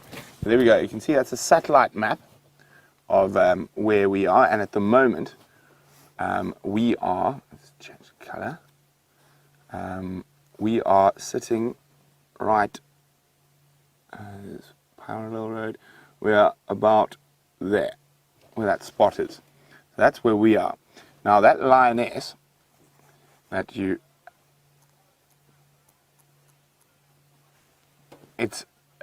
has moved all the way like this. There we go. That's what she's done, and Jamie's with her there now. So that's where she's gone. With the cubs are in this drainage system over here. So that's where that lioness is going, and so that's from the Buffalo Kill to there. Now the Nkuhumas have quite a big territory, so it's more or less, very roughly, does. Oh, this bottom corner here has more sticks, and they actually go off this map. So that's the Nkuhuma territory. So quite a large territory. It does go a little bit further north here as well. So, and then the Styx Pride. Oh, this thing's supposed to work. There we go. Change color. There we go. The Styx Pride is down here, like that, and down onto Cheetah Plains. So there's the Cheetah Plains. So this is all Styx Pride here, down into Mala and off like that. So you can see, and the Styx Pride actually extends down to the south there. So very, very interesting. So Ryan was actually in Durban was actually asking. So this is the Styx. Oh, my handwriting is quite horrific. And that is the Nkuhuma. There we go. And so that lioness has probably walked about 2 Ks, and it's very interesting. And I'm going to get a better map. I think this one's not as clear. So the lodge, our camp and quarantine is there, over there. So very, very interesting. So I'm going to try and get a better map so we can actually have a proper look at how the animal dynamics move around this area. But I'm so happy with my new toy. Let me put it back where I can't lose it in the box. I just need to be on the Game Drive radio for a second to find out what's going on.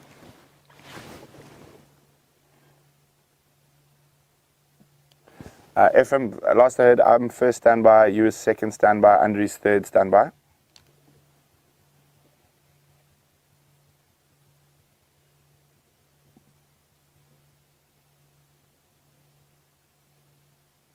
Silence on the radio. Anyway, we're actually right here. The lion kill's just down where Brian is pointing the camera.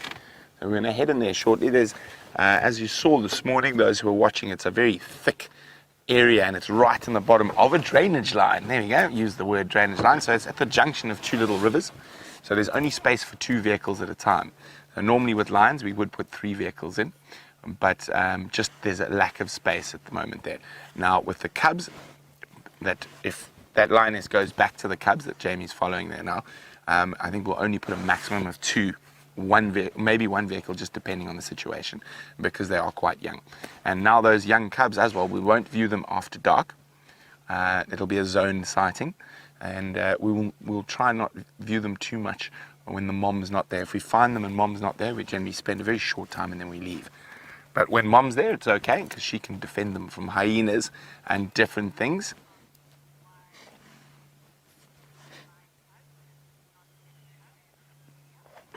Now, Arcadia was wondering why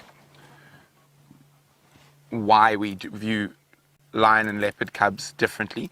Now, quite often it's the same rule. If the mom is there, it's a 1 vehicle sighting, and there, it's okay to view them. Now, mostly because the mother is more alert and will sense danger coming first. Now, lions obviously being quite a lot bigger than leopards, a single hyena doesn't really pose a threat to a lion's cubs if mom's there, but with a leopard it does.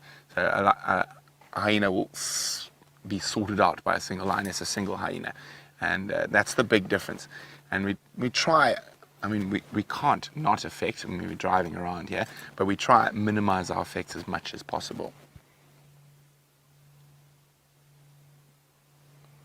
Okay, you can see it's an absolutely gorgeous winter's afternoon, and I'm so happy that large bank of cloud that was making Brian and I shiver earlier has gone, although I see Brian still hasn't lost his big blankie, and you can see those beautiful, beautiful blue sky.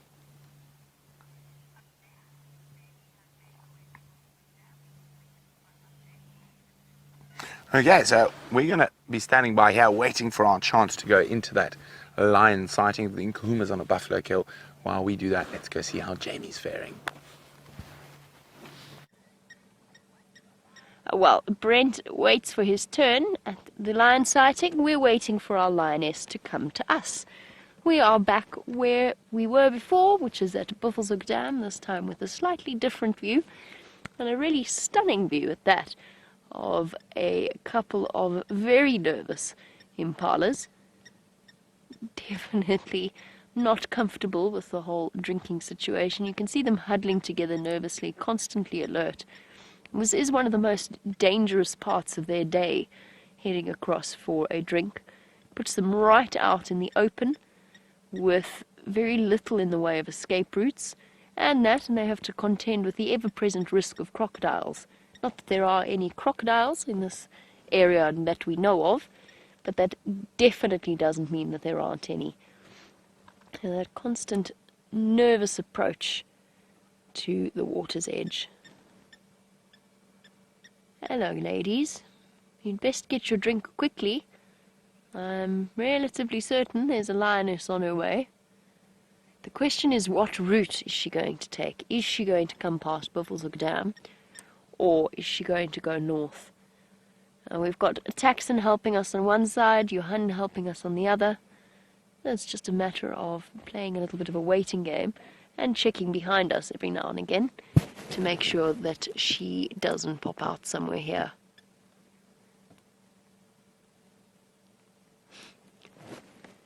In the meantime, Impala are busy trying to gather up their courage to go and have a drink.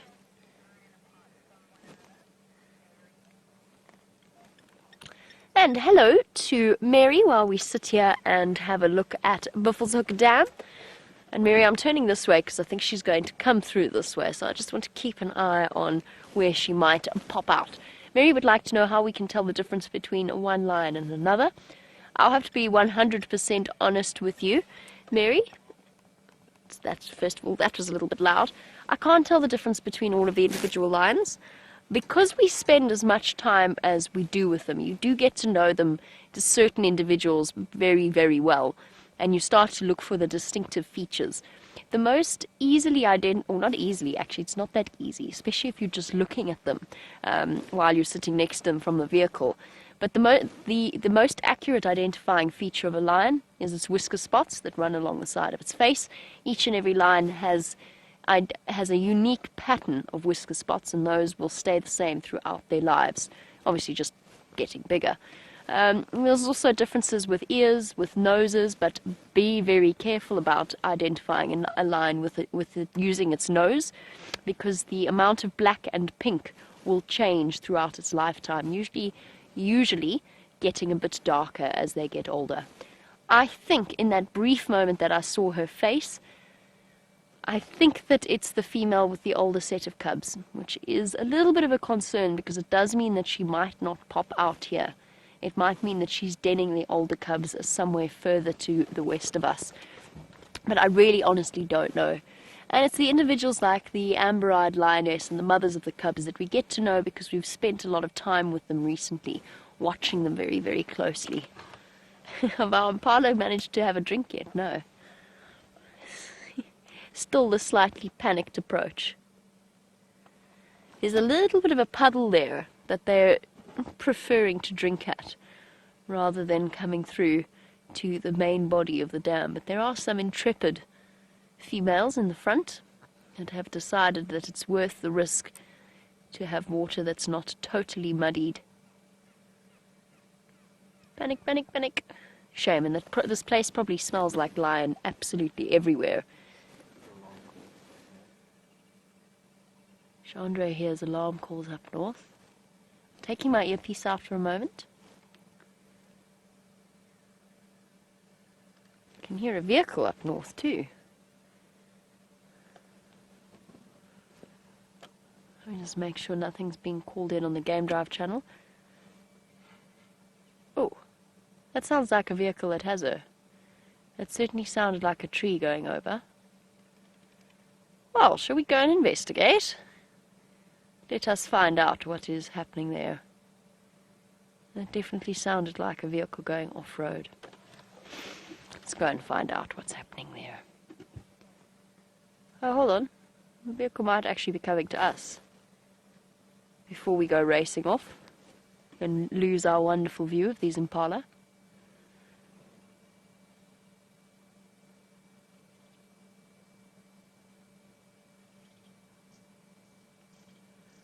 Not going towards us.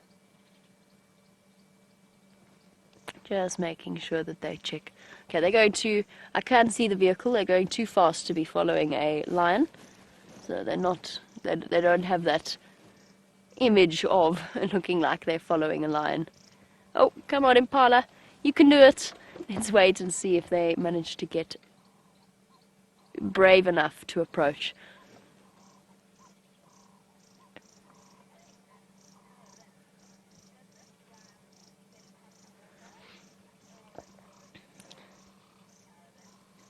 While we watch our poor impala manage to muster the courage to have a proper drink, they are looking so upset with life. And bear in mind, there have been lions around here, and Karula is somewhere in this vicinity. Carolyn, unfortunately, no. This dam is not pumped.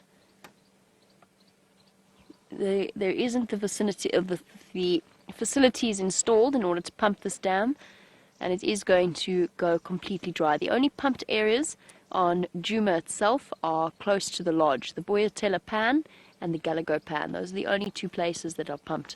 And just bear in mind, the reason behind that, or one of the big reasons behind that, is you've got to weigh up the consequences of pumping a dam itself, and that water has to come from somewhere.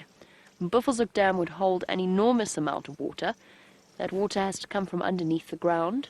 And do we really want to risk using up the resources for the underground water in order to pump all of the dams? It's a finite resource, as water is around the world.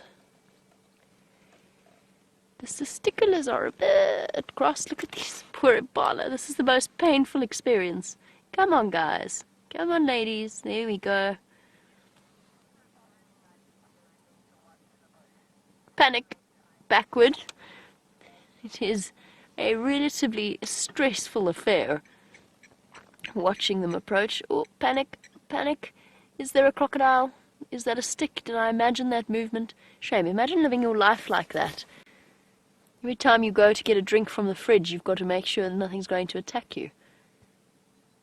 Oh, one young male's just too thirsty to resist, and as soon as one goes, the others join in, skipping backwards and forwards.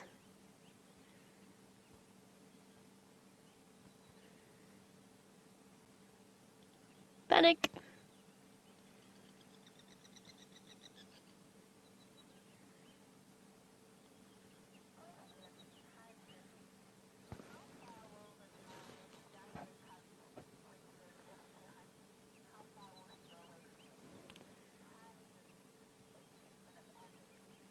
And while we wait for this lioness to come out and we wait in painful anticipation for these impala to have a drink, I feel as though that's actually more painful than anything else.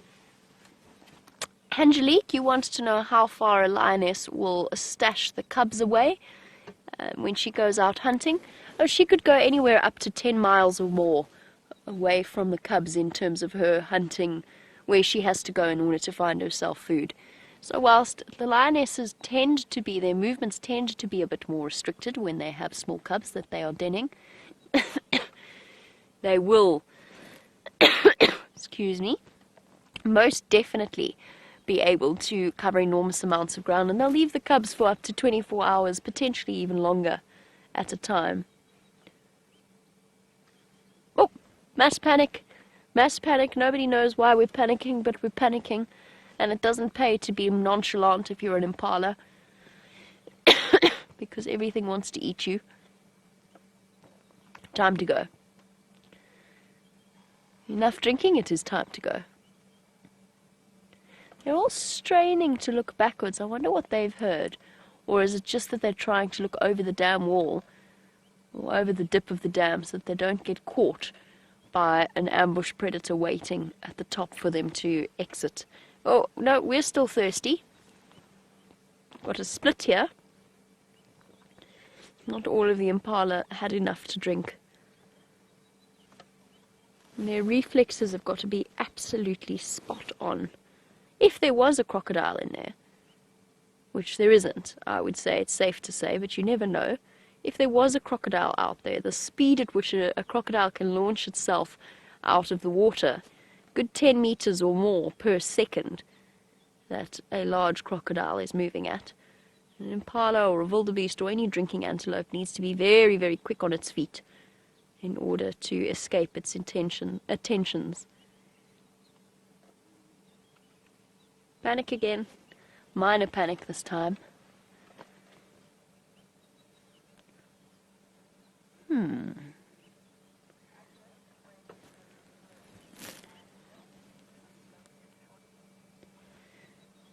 No sign of the lioness. Perhaps I got over-eager in my approach to this area. Perhaps she has hidden her cubs a little bit closer to where we left her. And I think what we'll do is we'll go and we'll head back to that area. We'll do another little quick circuit and just check that she hasn't popped out on one of the roads. So while we do that, we'll go in search of lions of our own. Let us find out who is still at that buffalo kill and whether or not it's 4 females or if it's 3. I can't see anything. Can you see anything, Brian? There's nothing here. I don't know. No, I'm only joking, of course. I'm just going to have to move so the vehicle can get out. But as you can see, there's an Nkuma lioness there. There's another one lying just off to the side of us. I'm just going to reverse out of the way. It's quite a tricky spot to get in and out of where that buffalo kill is. And there's the other mom of the cubs sleeping there. You can actually see the suckle marks on her nipples there, and she has got a nice big full tummy. So I wonder when she's going to start moving.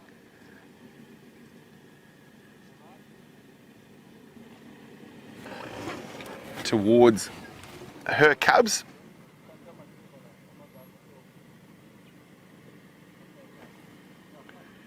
There you go, look at that heavy panting there. You can see the very distinct sort of suckle marks. So there's quite a process happening there, trying to avoid driving over lion dung, which is something we all try to avoid at all times, especially when you drive near a buffalo afterwards and they all take off. But here we're going to try to get down to where the kill is now.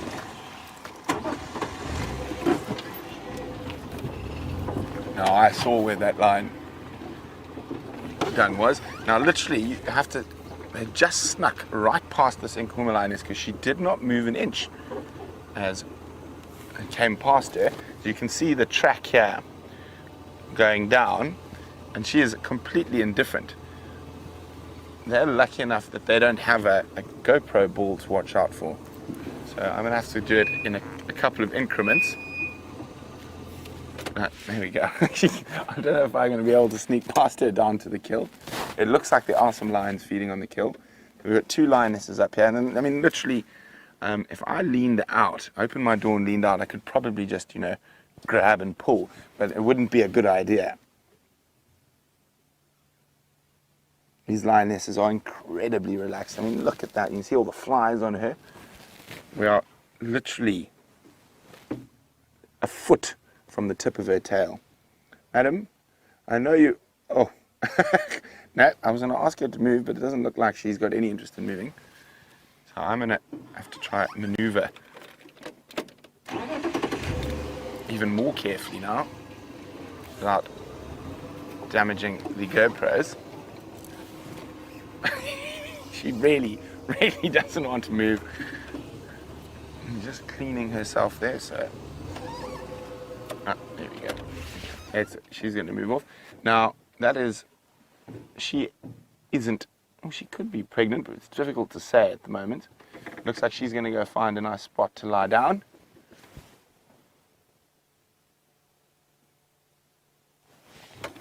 Which does... Fortunately, I actually think she's going to go maybe find a spot to have an afternoon constitutional behind the termite mound. Worried about privacy. The only lion in the history of lions. Okay. Well, it does make it a little bit easier for us now that we don't have to try sneak around the side of her. Now, if this lioness starts moving, I'm definitely going to try follow her. Okay. Let's see how much they've eaten.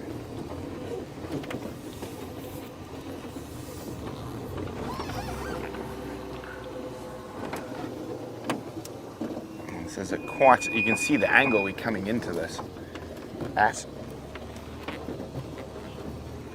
Eating the whole hindquarters. That's amber eyes.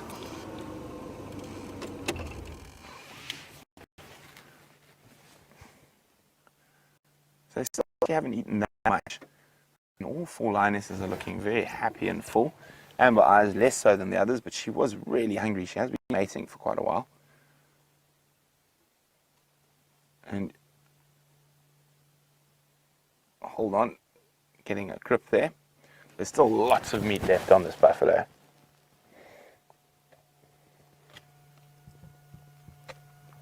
You can see the stomach has popped open at the back. It was still closed when we left first thing this morning.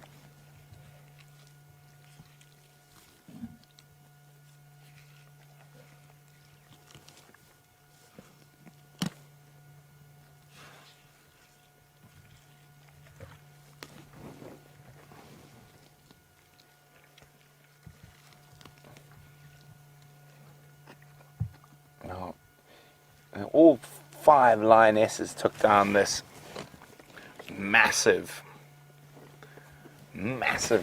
buffalo bull. Now, this is a particularly big buffalo bull, even as buffalo bulls go. And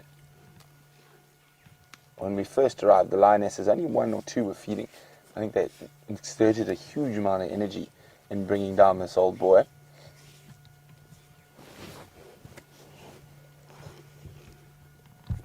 Now, Roger's wondering, at what age do lion cubs start eating meat? About 3 months. Okay, I'm going to try just reposition quickly. Now, you want to be careful we don't get stuck in here. And just to show you quickly before we move, the other lioness, the fourth lioness, is sleeping over there. There she is. Okay, now let's see if we can move her into the spot I want to get to. And Dave and I managed to get up there this morning, so I'm sure we should be able to.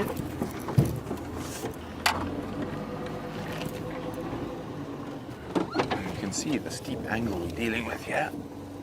Now, the one trick you got to be careful about is not ending up on 3 wheels, because that tends to make life a little difficult when you want to leave.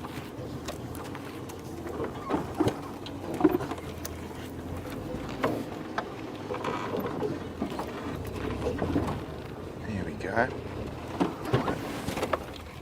There she is. So we managed to get above her, and you can see those amber eyes.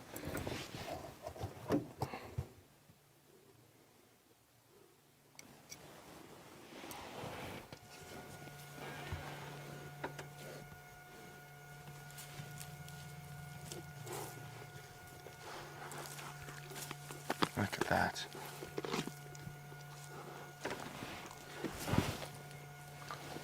So we're going to keep quiet, and you can actually hear her devouring this buffalo.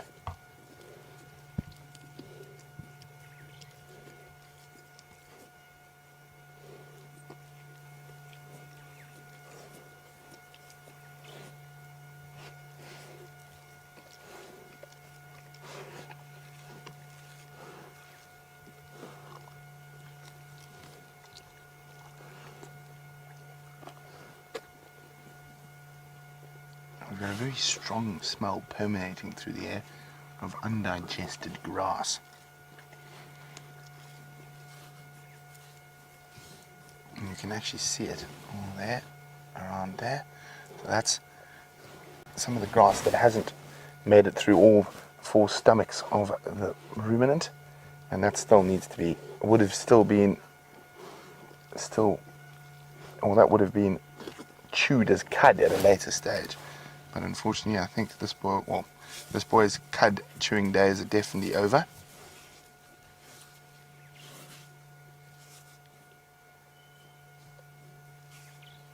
So there are a lot of vehicles trying to get in here, so we can't stay too long, but we'll stay as long as possible.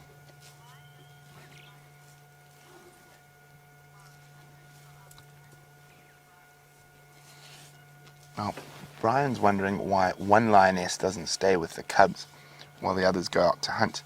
Well, they're so far away from here, the cubs, that she has to go out hunting. So most of the animals out here, well, the predators, will leave their cubs hidden while they go hunting. So she wouldn't be able to produce enough milk if she didn't, and then the cubs wouldn't survive.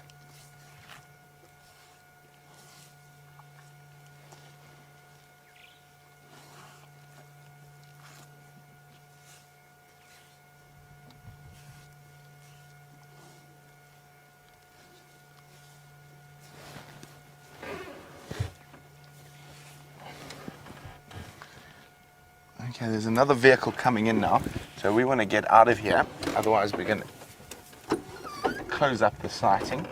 And we've still got those other lions up at the top. Quick look. And there we go. Let's go out.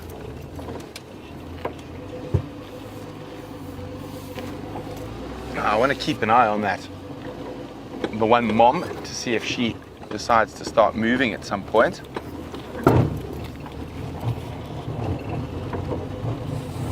Oh, I picked up a stick. So there's mom. Let's see where the other lioness has gone.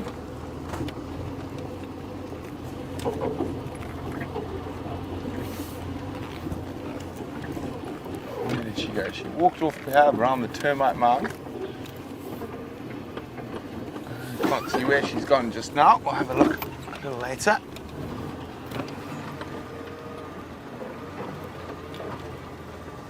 Here we go. There's Mom. I'm just going to be on the game drive radio for a second. Stations, we can open this up to 3 movers. Just 2 were at the carcass. The other fuzzies are lying up out in the top of the shkova in the open. Thanks very much, Andres.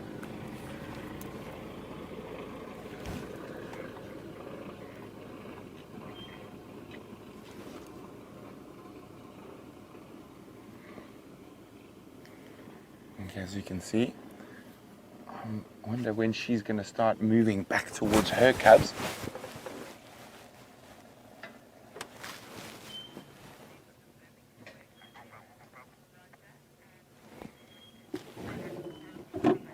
Roger and James Richard are wondering if they thought there was a Birmingham boy as well. And I didn't know. I thought there might be, but there's not. It's only the girls.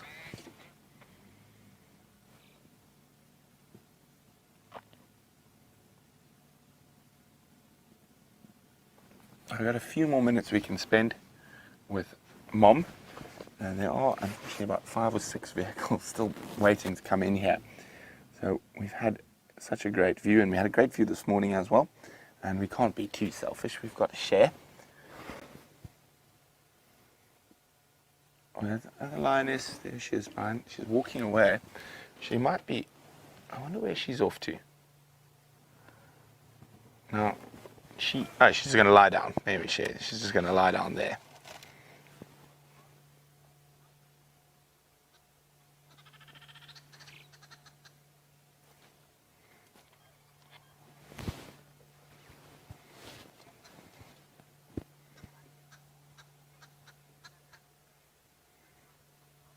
I can see that heavy breathing from that massive amount of meat that they've consumed.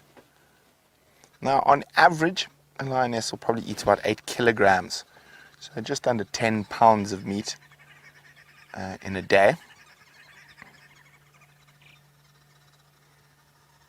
On average, but they are able to glut sort of 15 kgs in a sitting. And when they have a carcass like this, they'll eat far more than 8 kgs a day. But on average, that's how much they need to survive.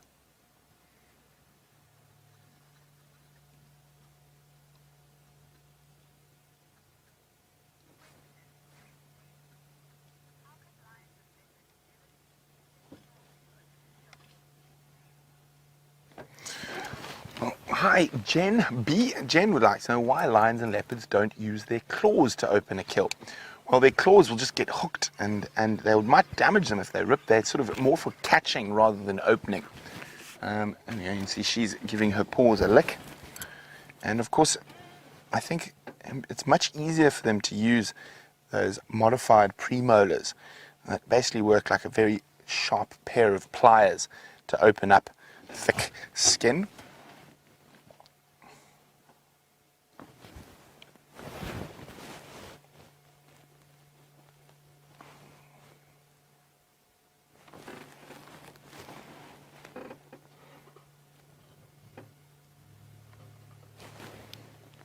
First station standing by for Lingara.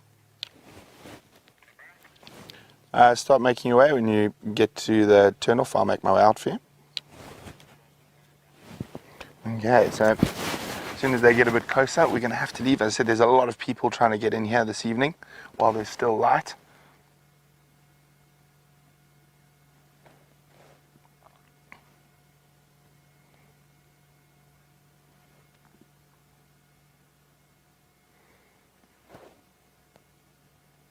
Isn't that good for all the Nkuhuma ladies? It's a bit of a time of plenty. Now that could change. You heard us mention a Birmingham boy a little earlier. Now if a Birmingham boy were to meander into this area, he would take the lion's share of that kill. He would dominate the females around the kill. Oh, isn't that pretty? Oh, wonder if she's going to start heading towards the cubs soon.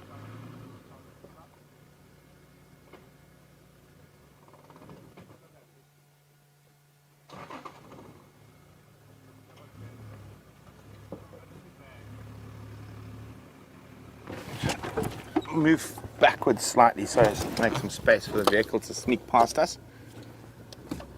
Oh, look at that, isn't she gorgeous? Okay, we're just going to make a little bit of space here quickly.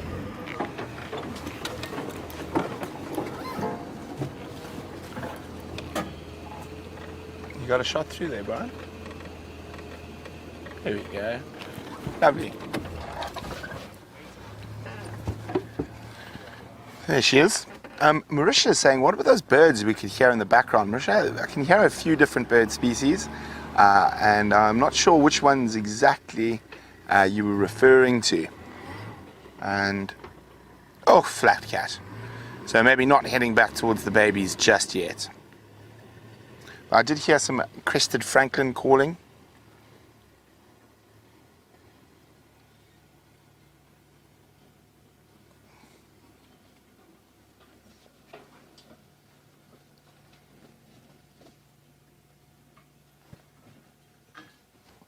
She's going to have a snooze. Well, let's go look at the other lioness. She looked like she was sitting up.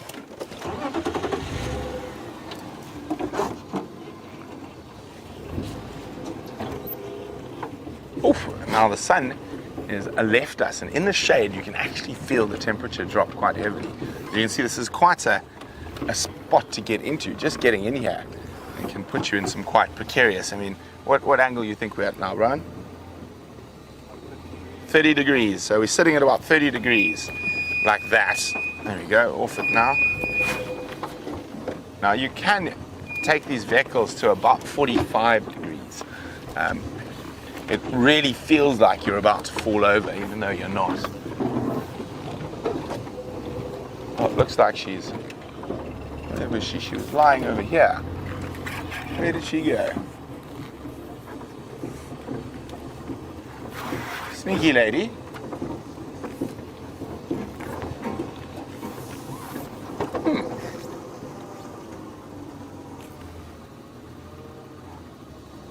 The disappearing lioness. We've had a few of those over the last while.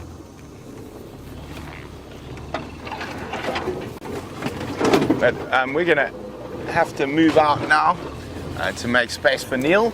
But we have had such a glorious sighting, and we've had lines with Jamie as well. And I'm going to start crashing out of the block. I think I'm going to go start heading towards where Tingana might pop out. So while we do that, let's go back across to Jamie.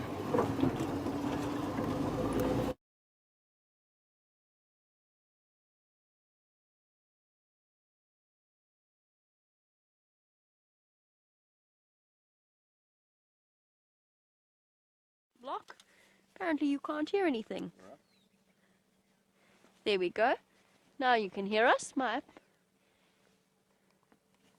All is well on my side in terms of... Nope, I'm still fine. Okay, we seem to be all good. The lioness hasn't made her way out. It is getting too dark for us to approach her if she has moved back to the cubs anyway. And we've had a brief, wonderful view of her, but we are most definitely not going to be trying to follow up as it starts to get dark. For new viewers, we do not put spotlights or lights on any kind of cub before they reach a certain age.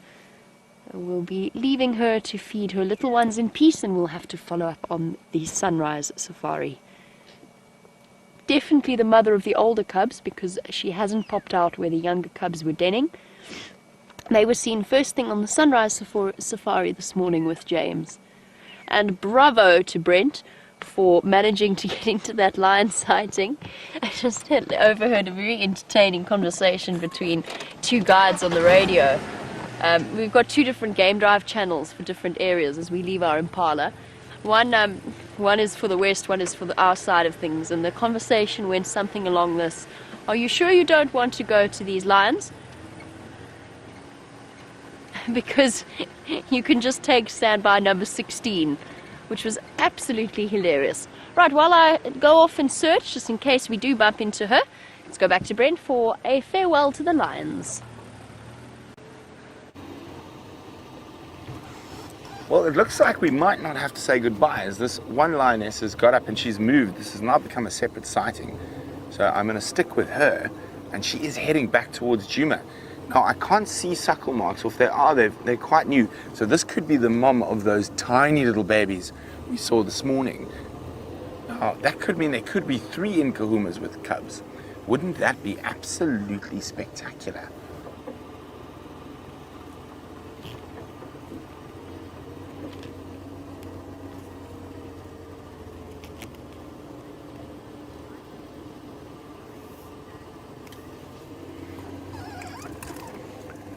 Now, Michael's wondering, do lions plan to give birth at the same time? Not normally, Michael. So what happens in this particular case, there's just been a pride takeover, and that has caused a lot of sort of upheaval.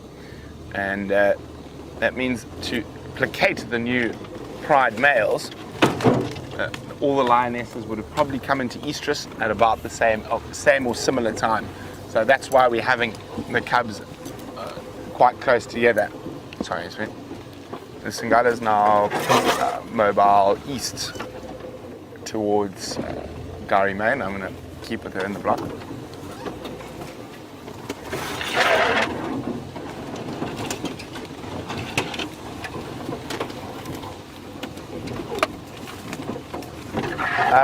Negative, Doug. The one with the very noticeable suckle marks is still there, but we do think there might be 3 sets of cubs now. I just haven't had a good view of her belly yet.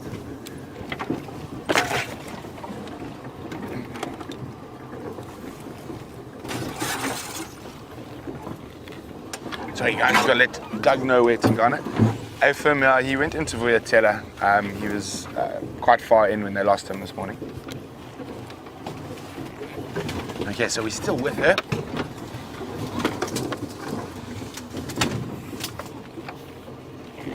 Okay. So she's going straight back to Djuma, so I'm going to stick with her for now. Ooh. Bad Combreton branch. Watch out, Brian.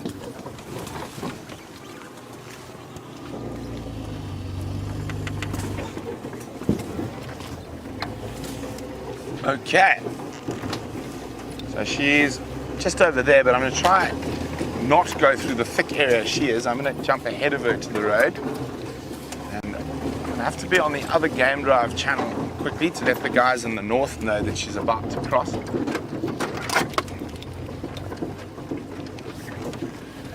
Station's a single Wansa Tingala is about to cross Triple M just to the west of the Transformer or Impala Plains junction.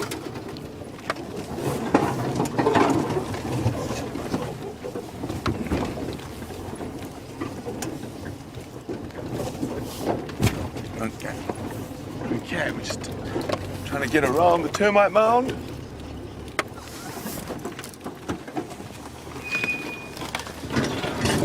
Watch your head, Brian. Standing right taxi. One Satingala coming from Arathusa onto Vuyatela, Triple M, just to the west of the Transformer Impala plant.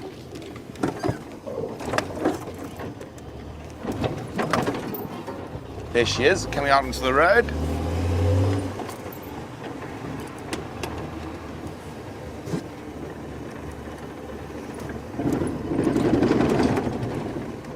So there we go.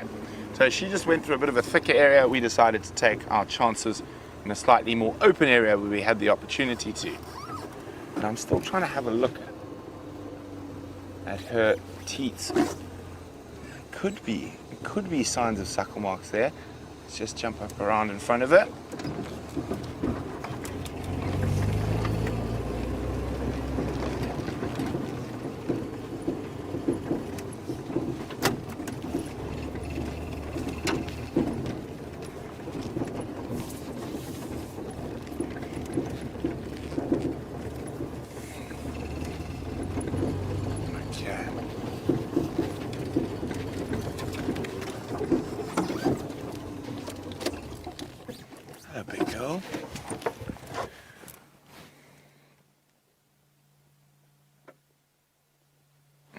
to see as she goes close to us. It looks like there's possibility, but they're quite small circle marks, so maybe it is the little ones.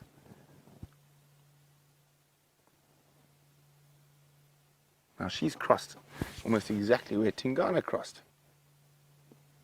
Maybe she'll chase him up a tree for us.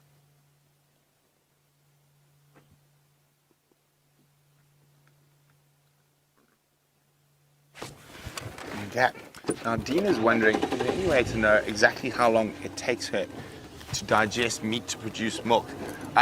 Dina, I'm sure there is a way, but I'm not sure how to work it out, to be honest. So I'm sure there is a way.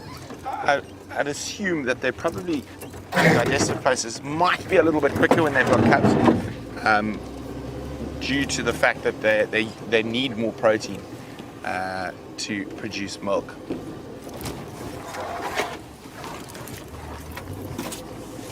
Now she's literally going where I was walking after Tingana a little bit earlier today.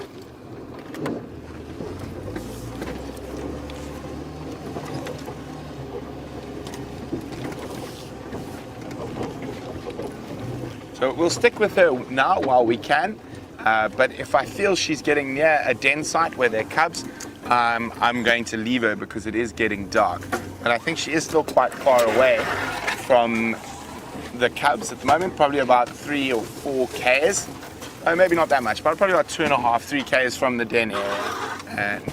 And the nice thing about following lines is you never know what they might drum up. So she might find Tingana and chase him for us. She might steal his kill. She might chase a hyena. So it's definitely worth sticking with her while she's on the move. And this is incredible. We are 15 foot behind a wild African lion on a live African safari, and you're joining us from all over the world as we follow her through the African bush. Isn't that just incredible? And remember, if you want to ask any questions about this gorgeous lioness, you can do that by using the hashtag #SafariLive on Twitter, or you can use the email address questions@wildearth.tv.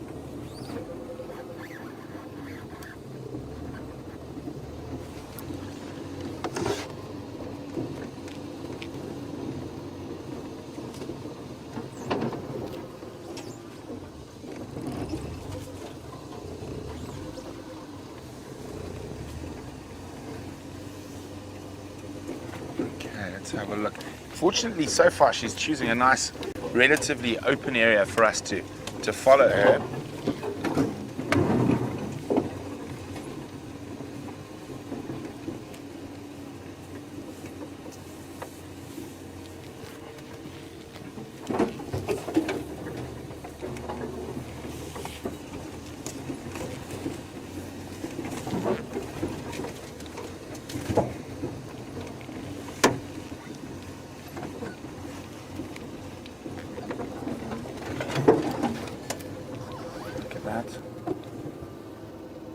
Okay.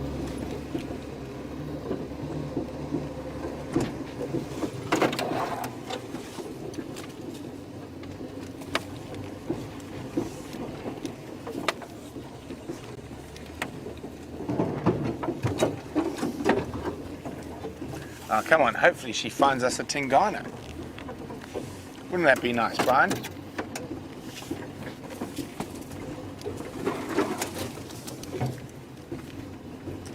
She's going on the right of the termite mound, we're going to go on the left.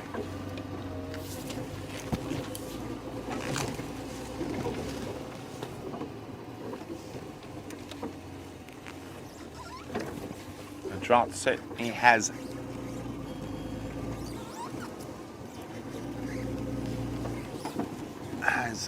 made, the area she's choosing is making our life quite pleasant.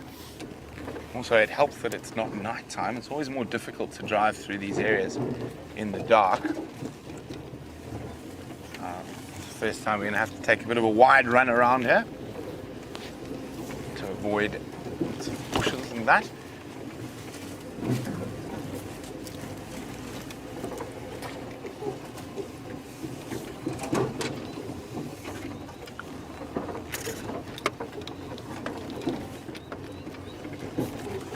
beautiful big torchwood Balanites tree.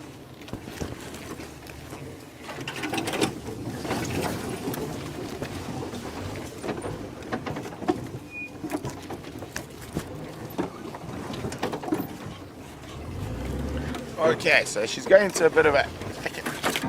And now we will try to stay with her as we bounce along through the African bush.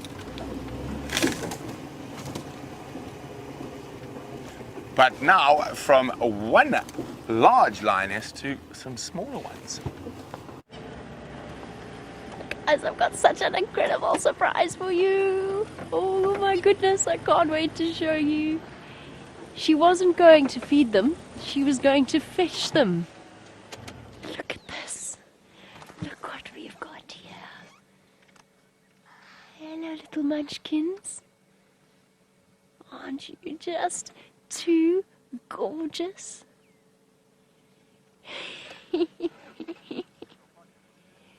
Absolutely wonderful. Jerry is doing a marvelous job of resisting the squeal. In response, I'm almost resisting it. Look how tiny they are in comparison to her. This is just too wonderful. And we have yours to thank for this phenomenal sighting. And because it's not too dark yet, we've just squeezed it in at the right point. Oh. Little tiny one in front, slightly larger one in the middle, and one straggler. I don't know where the straggler is. Oh, there we go, there we go. Wait, guys, wait for me.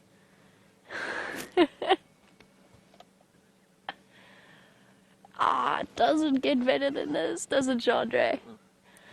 I have been looking forward to moments like this for months, to watch these perfect little miniature predators following Mom, all paws and floppy skin and spots. Oh, go, go, go, guys. It's time for you to get off quarantine. Dot, dot, dot. Where's your mummy taking you? She's got a special dinner plan for you lot.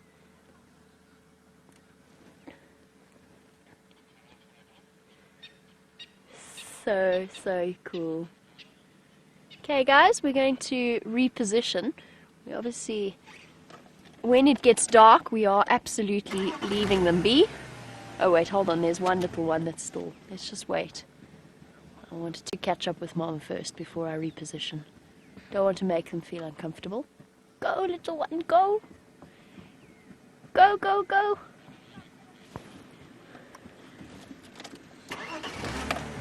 How awesome is that? So cool!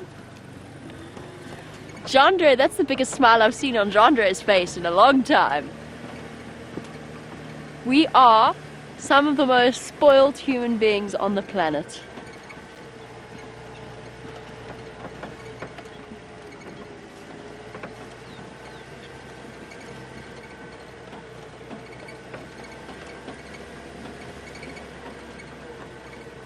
Oh wow. Oh wow, wow, wow.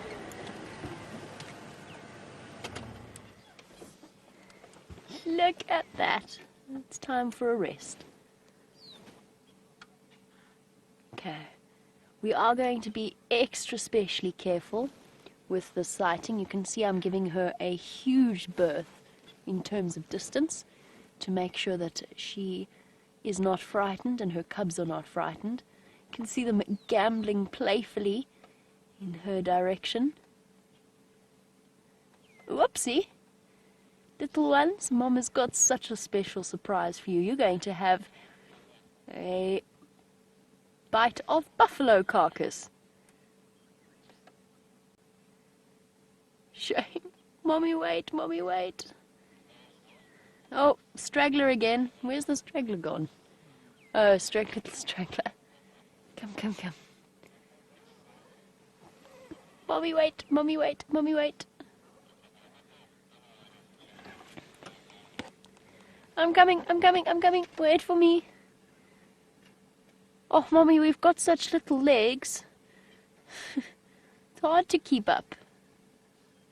Okay, we're there's a chance we're actually going to bump into Brent relatively soon. He is on his way in this direction. The second lioness is going to meet her, which is fantastic. It means she'll have an escort. We're going to reposition one more time, and then we're going to leave them alone because it is dark and they are on the move. I don't want to scare them in any way.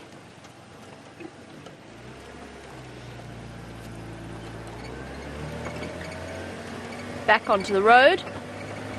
This has been incredible! What a wonderful way to finish off a day. Such special little creatures. I can see Brent's lights. He's not far from us at all.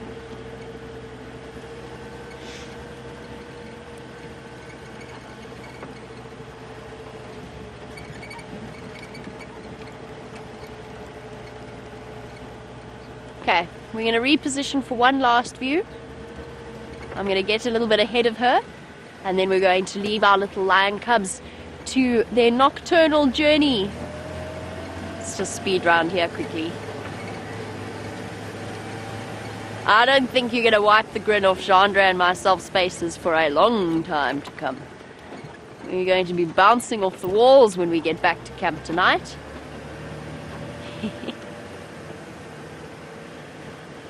Okay, she's going to pop out. I just want to go slowly here so I don't, there she is, run the risk of frightening her or the cubs. And we're not going to drive right on top of it. We're going to let her slowly come in front of us. Yay! Okay, our last view for now. We're going to let them march off. Impala already alarm calling. They've spotted her. They look so very, very fragile. Tiny.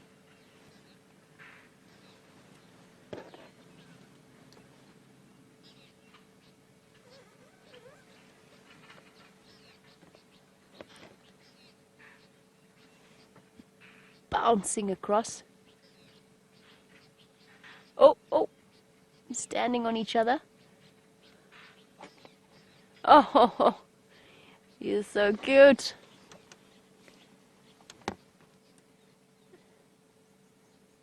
Oh, we need a break, Mommy.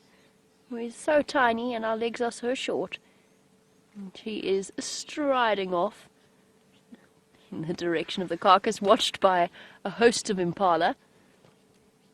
But at only a couple of weeks old, these lion cubs are not yet a threat.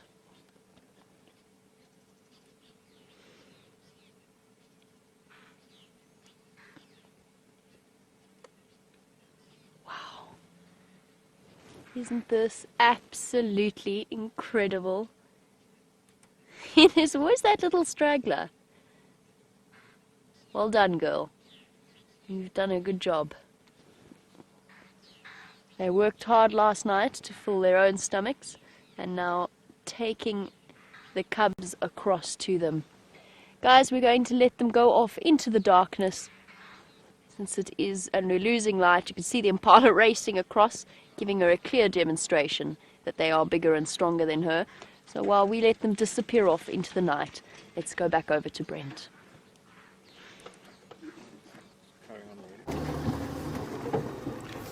Hello. We're still here. We're still with that lioness. She's just taken us into a bit of a thicket. And I think she's going to pop out into the open. Brian, do you still see her? Just in front. Oh, there she is. Oh. And there's a stump.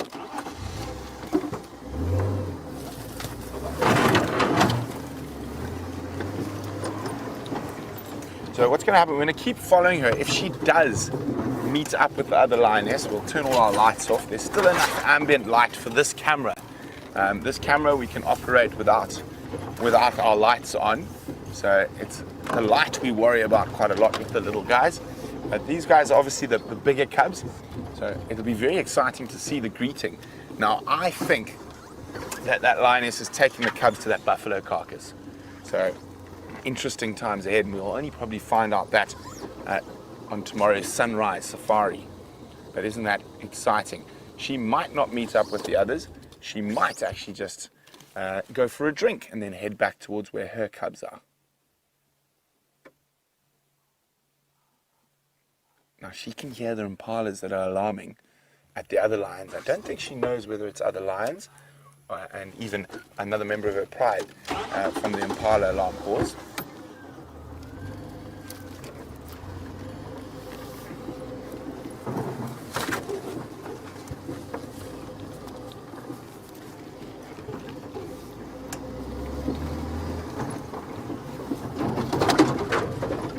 Just get up ahead of her. Watch the thorns, Brian. I'm going to just sneak through there.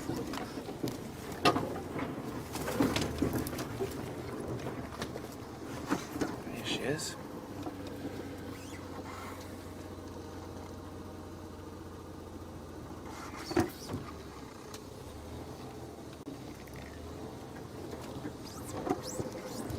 Keeping us on our toes, she is.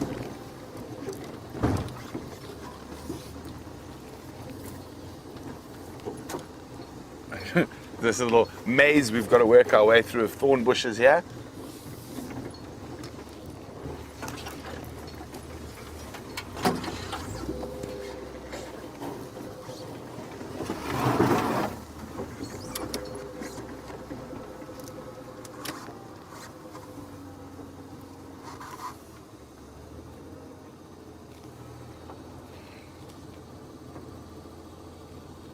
There she is. Oh, she's about to walk straight into an impala. I'm just turning all the lights off quickly. The impala hasn't spotted her. There's the impala. She's spotted the impala. Now you must remember that these are opportunistic animals, even though she's got a belly full of buffalo. If she gets a chance to grab that male impala, she will. Now that impala has probably been distracted by the other lions, so it might not be quite as aware. Now we're not going to move the car right now. We're going to keep very, very still and just watch what unfolds. She's got enough cover. Now the other impala alarming at the other female with the cubs. So this impala is probably listening to those ones and being a bit oblivious. I can't see the impala. We can still see. She's been spotted, I think. Yes. You can see how her demeanor has changed completely. But if that impala had happened to stumble onto her, she would have taken advantage of it. I just need to be on the game drive for a second. Jamie. Jamie,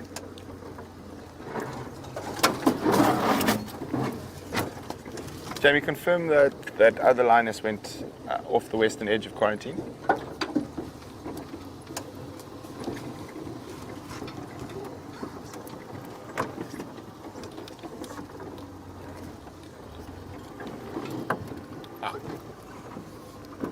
Copy. I think I'm going to leave them. Taxi, if you keep coming, this Wansati is not going to meet up with them on Pimpan. She's heading now onto quarantine. You can see the impala in the background snorting.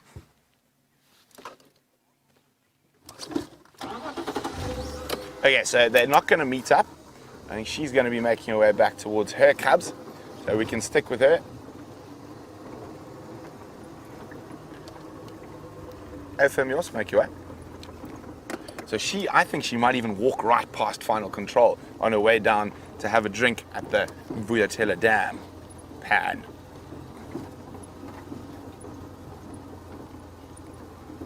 Now, final control, ladies. If a lion does walk past, stay indoors. Please do not walk outside. And it has happened before. There we go. And so the way she's heading, as she is going to head and walk between the lodge and final control.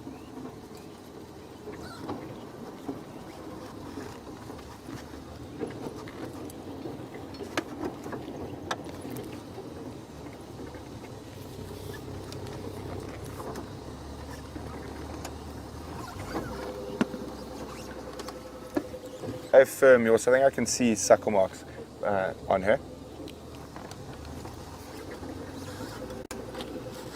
Okay, there we go.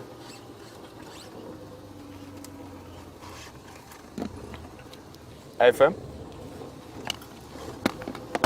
So I think she's going to go right past final control, and I'm sure the final control ladies are quite excited to have her. You can still hear the impalas all around us snorting at her. A very half-hearted attempt at a stalk she had there.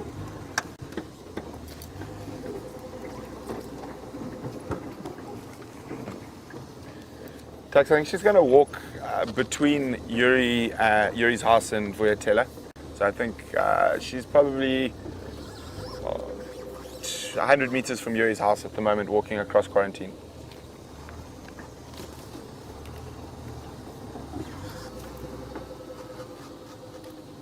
And there she is. I'm going to try to keep parallel to her, get my light in the right spot. Now she's walked with some serious determination. I mean, she hasn't stopped, done the normal lie about lion thing, but it is a nice cool evening. So that's enabling her to walk without overheating, even with that massive belly she's sporting at the moment.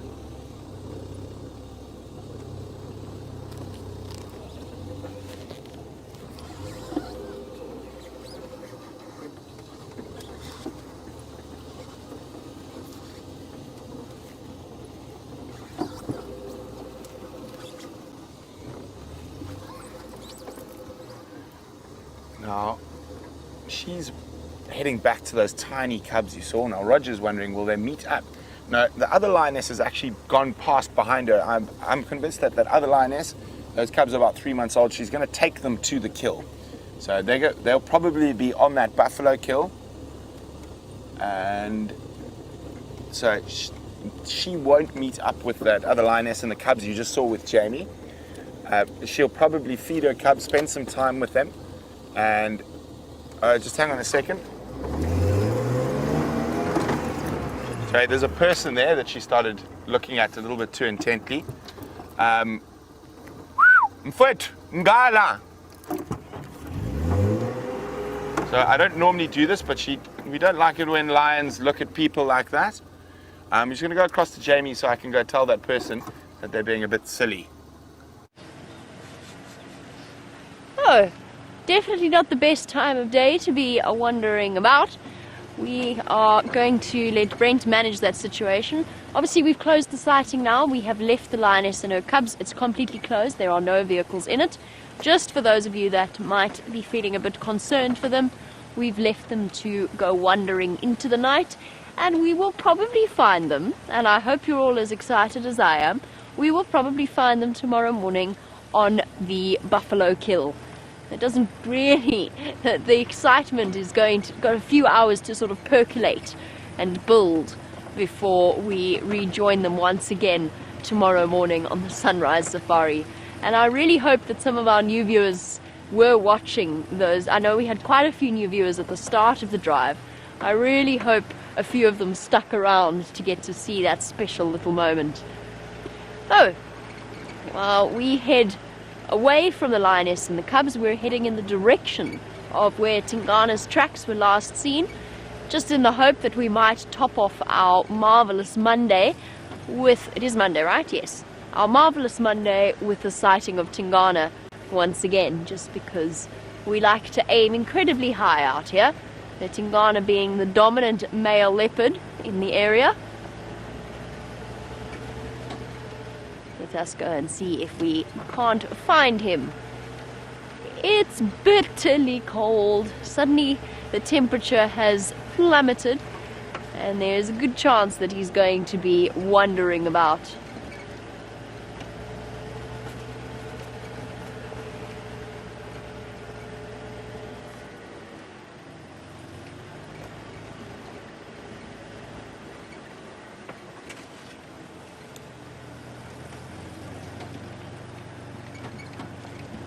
Yes, of course, to Gilly in Milwaukee.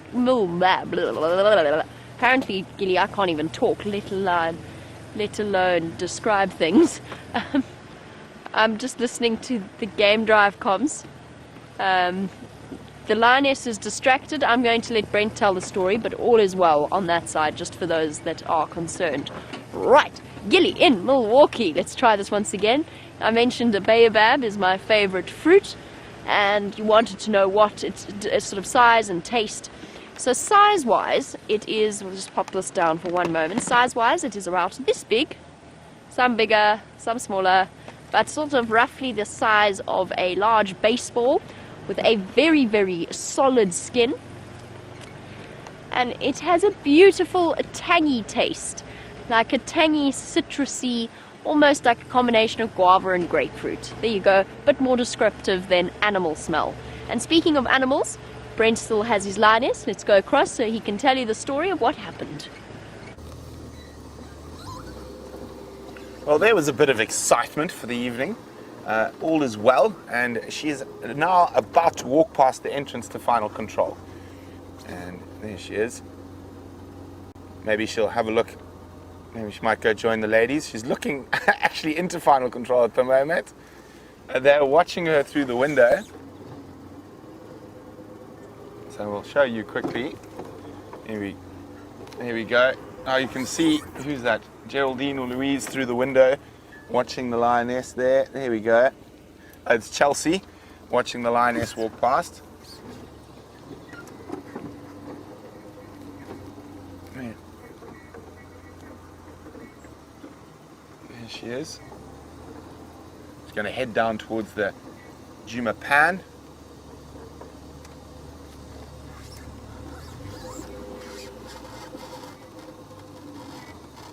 Is our car making that noise?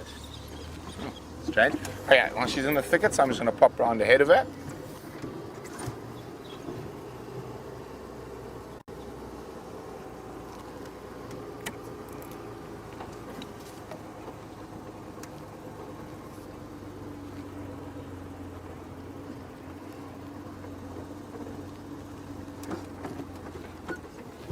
Now, Lynn's wondering, is this the one that James found this morning with the very tiny cub? I think so, Lynn. I mean, it's very difficult to say unless she goes right there. Oh my goodness. How do these cables get into this state? Radio and spotlight cables should never be near each other. It creates much confusion.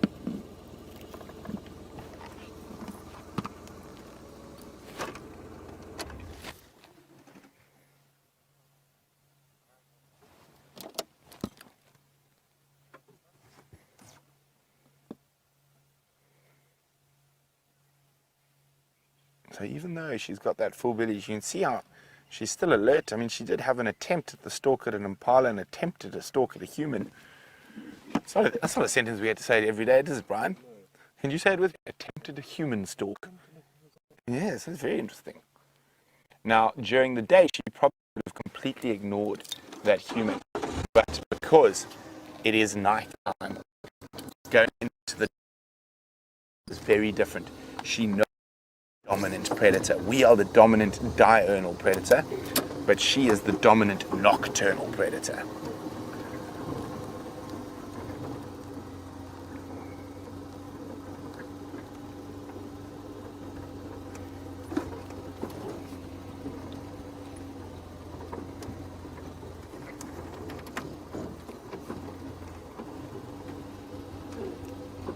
There we go. You can see there's the Djuma dam cam. Wait to see where she stops to drink, and we'll go try and get a good shot of her from the opposite side.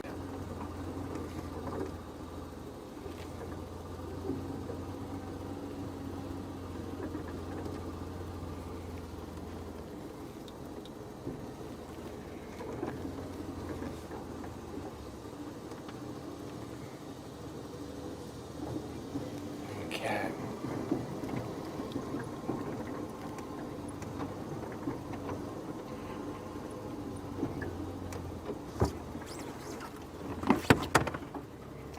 How's that, Brian? You happy here?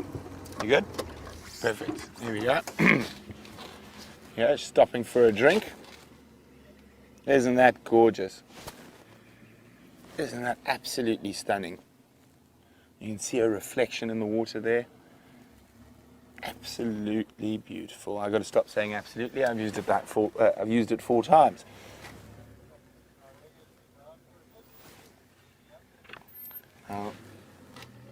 Lovely with that spotlight. Oh, look at that. I hope you guys are getting some fantastic screenshots. I'm going to do the same. Oh, isn't it beautiful? Absolutely beautiful.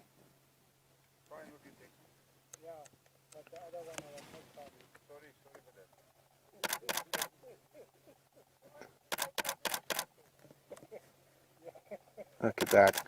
Absolutely stunning. So we do think this is the mother of those very small cubs that you saw with James on the sunrise safari. And she's probably going to head back and feed them. She will probably make her way back towards that buffalo carcass at some point as well. But without those small cubs, those cubs are far too young to be around a carcass at the moment. Full belly, nice little drink, and carry on.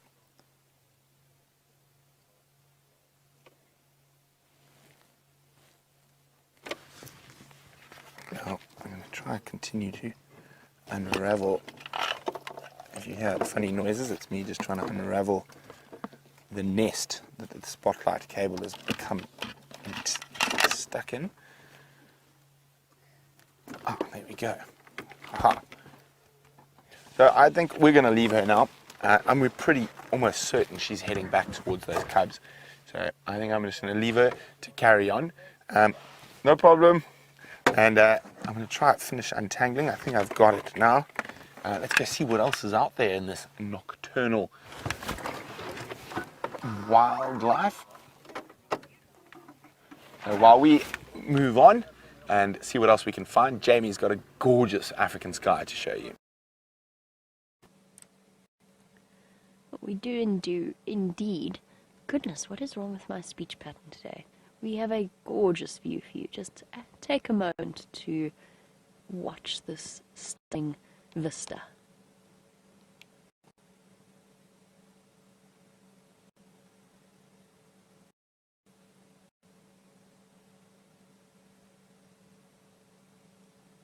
The unmistakable silhouette of a marula tree. Absolutely beautiful. Gives us a chance to just wind down after a not frenetic but incredibly exciting afternoon.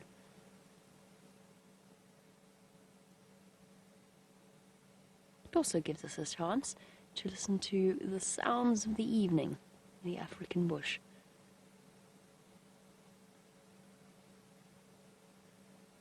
Which I'm hoping might include the territorial rasping roar of the male leopard we're looking for.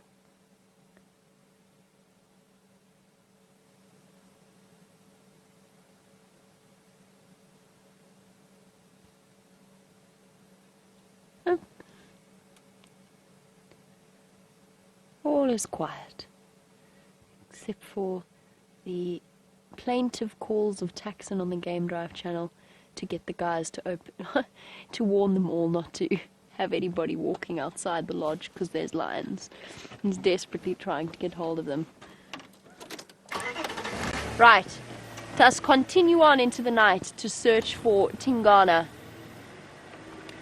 So that was a really good example, I suppose, of what we always tell you guys, and I'm sure Brent has touched on it, just in terms of never walking in the bush in a big 5 area, especially where there's lions, at night. It's very, very dangerous.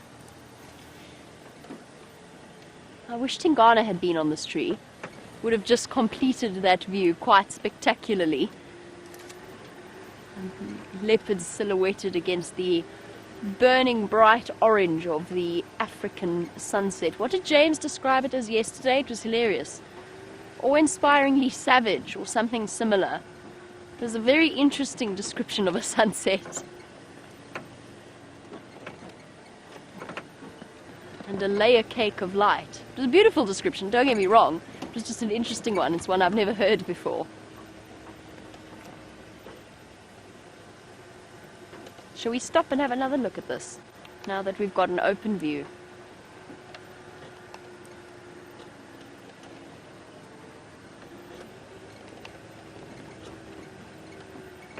Let us stop and have a look at the glorious view that we have in front of us.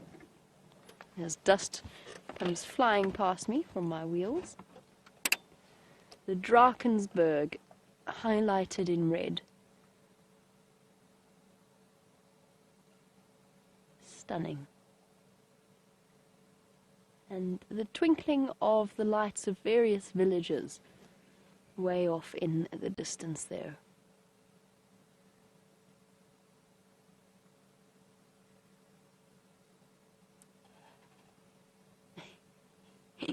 And the gentle sound of a cruiser engine starting up somewhere not too far from us.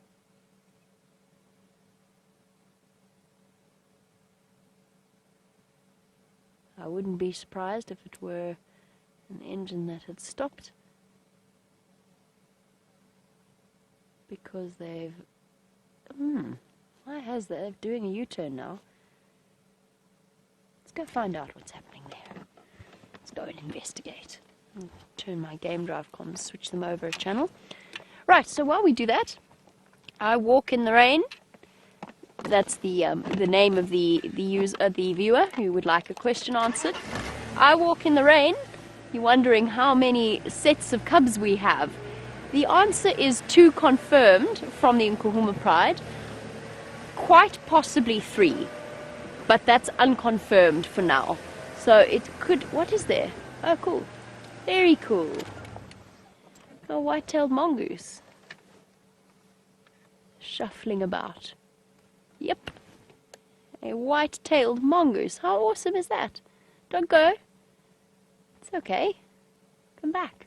Which way is he going to go? Left or right? He's going to go left. Oh, he's dashing off now. Hey, that's really, really nice. One of the largest members of our mongoose family, with a very clear white tail. I mean, it's not difficult to see why a white-tailed mongoose is called a white-tailed mongoose.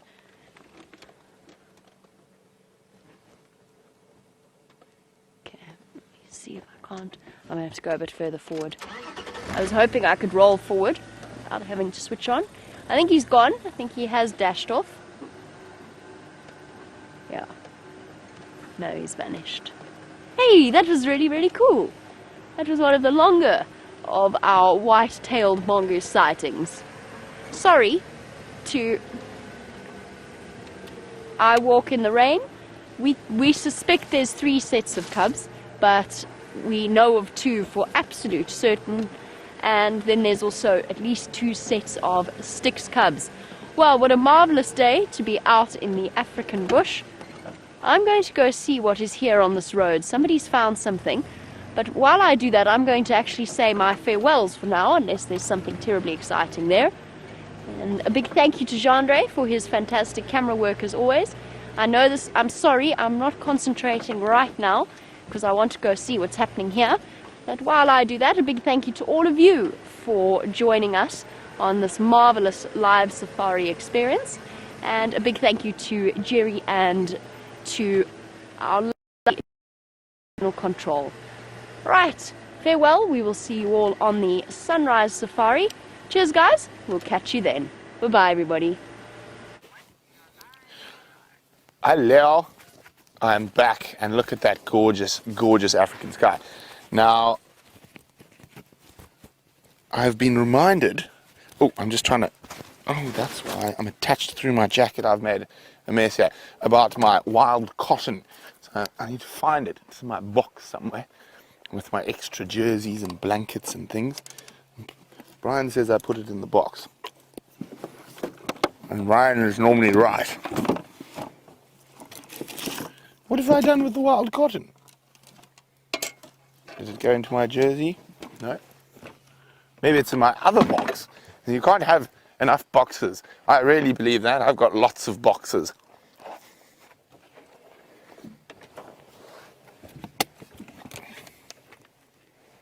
I have no idea where it's gone. Oh dear. Sorry, I had a torch in my mouth while I was speaking. Let me have another quick look. I seem to have misplaced the cotton. It is here somewhere. I know it is. It must be. Didn't put it in the dashboard. Ah, there it is. Ha! It got stuck on my jersey. Now, I'm not sure. Brian's going to have to let me know how much time's left because 2 minutes. There we go. Thank you, Brian. Because I obviously do not have ears. So, can we see it there, Brian? Now, normally you would crush it up and whatnot, but now we're going to cheat. So, of course, I am not going to use a flint to spark it because, fortunately, we live in a modern age. So, we're ready. Stand back, Brian. Get ready to jump. Wow! And that didn't quite work. No, I'm only joking. So to actually really get it to burn properly, and you can also use it as a fire lighter, you actually have to burn it for a little while. And you actually have to crush those seeds open and dry them for a bit. And so you can just see that even the cotton itself is very flammable when you just, there we go, let's go to the bottom side and watch how it just sparks. You can see the little, almost little mini explosions happening there. Doesn't smell very nice. Let's put it out. There we go. So there we go. That's the wild cotton. And we apparently have 40 seconds left. So it's been wonderful having you on this really amazing sunset safari. And due to the fact we had cubs, always great to see. And very interesting to see that there is possibly 3 sets of cubs. Looking at those, there was definitely another female who looked like she had suckle marks that we left there. So we'll have to find out tomorrow, and that's why we keep doing this every day. It changes constantly. So from Brian, myself, and the rest of the Safari Live team, it's been amazing, and good night.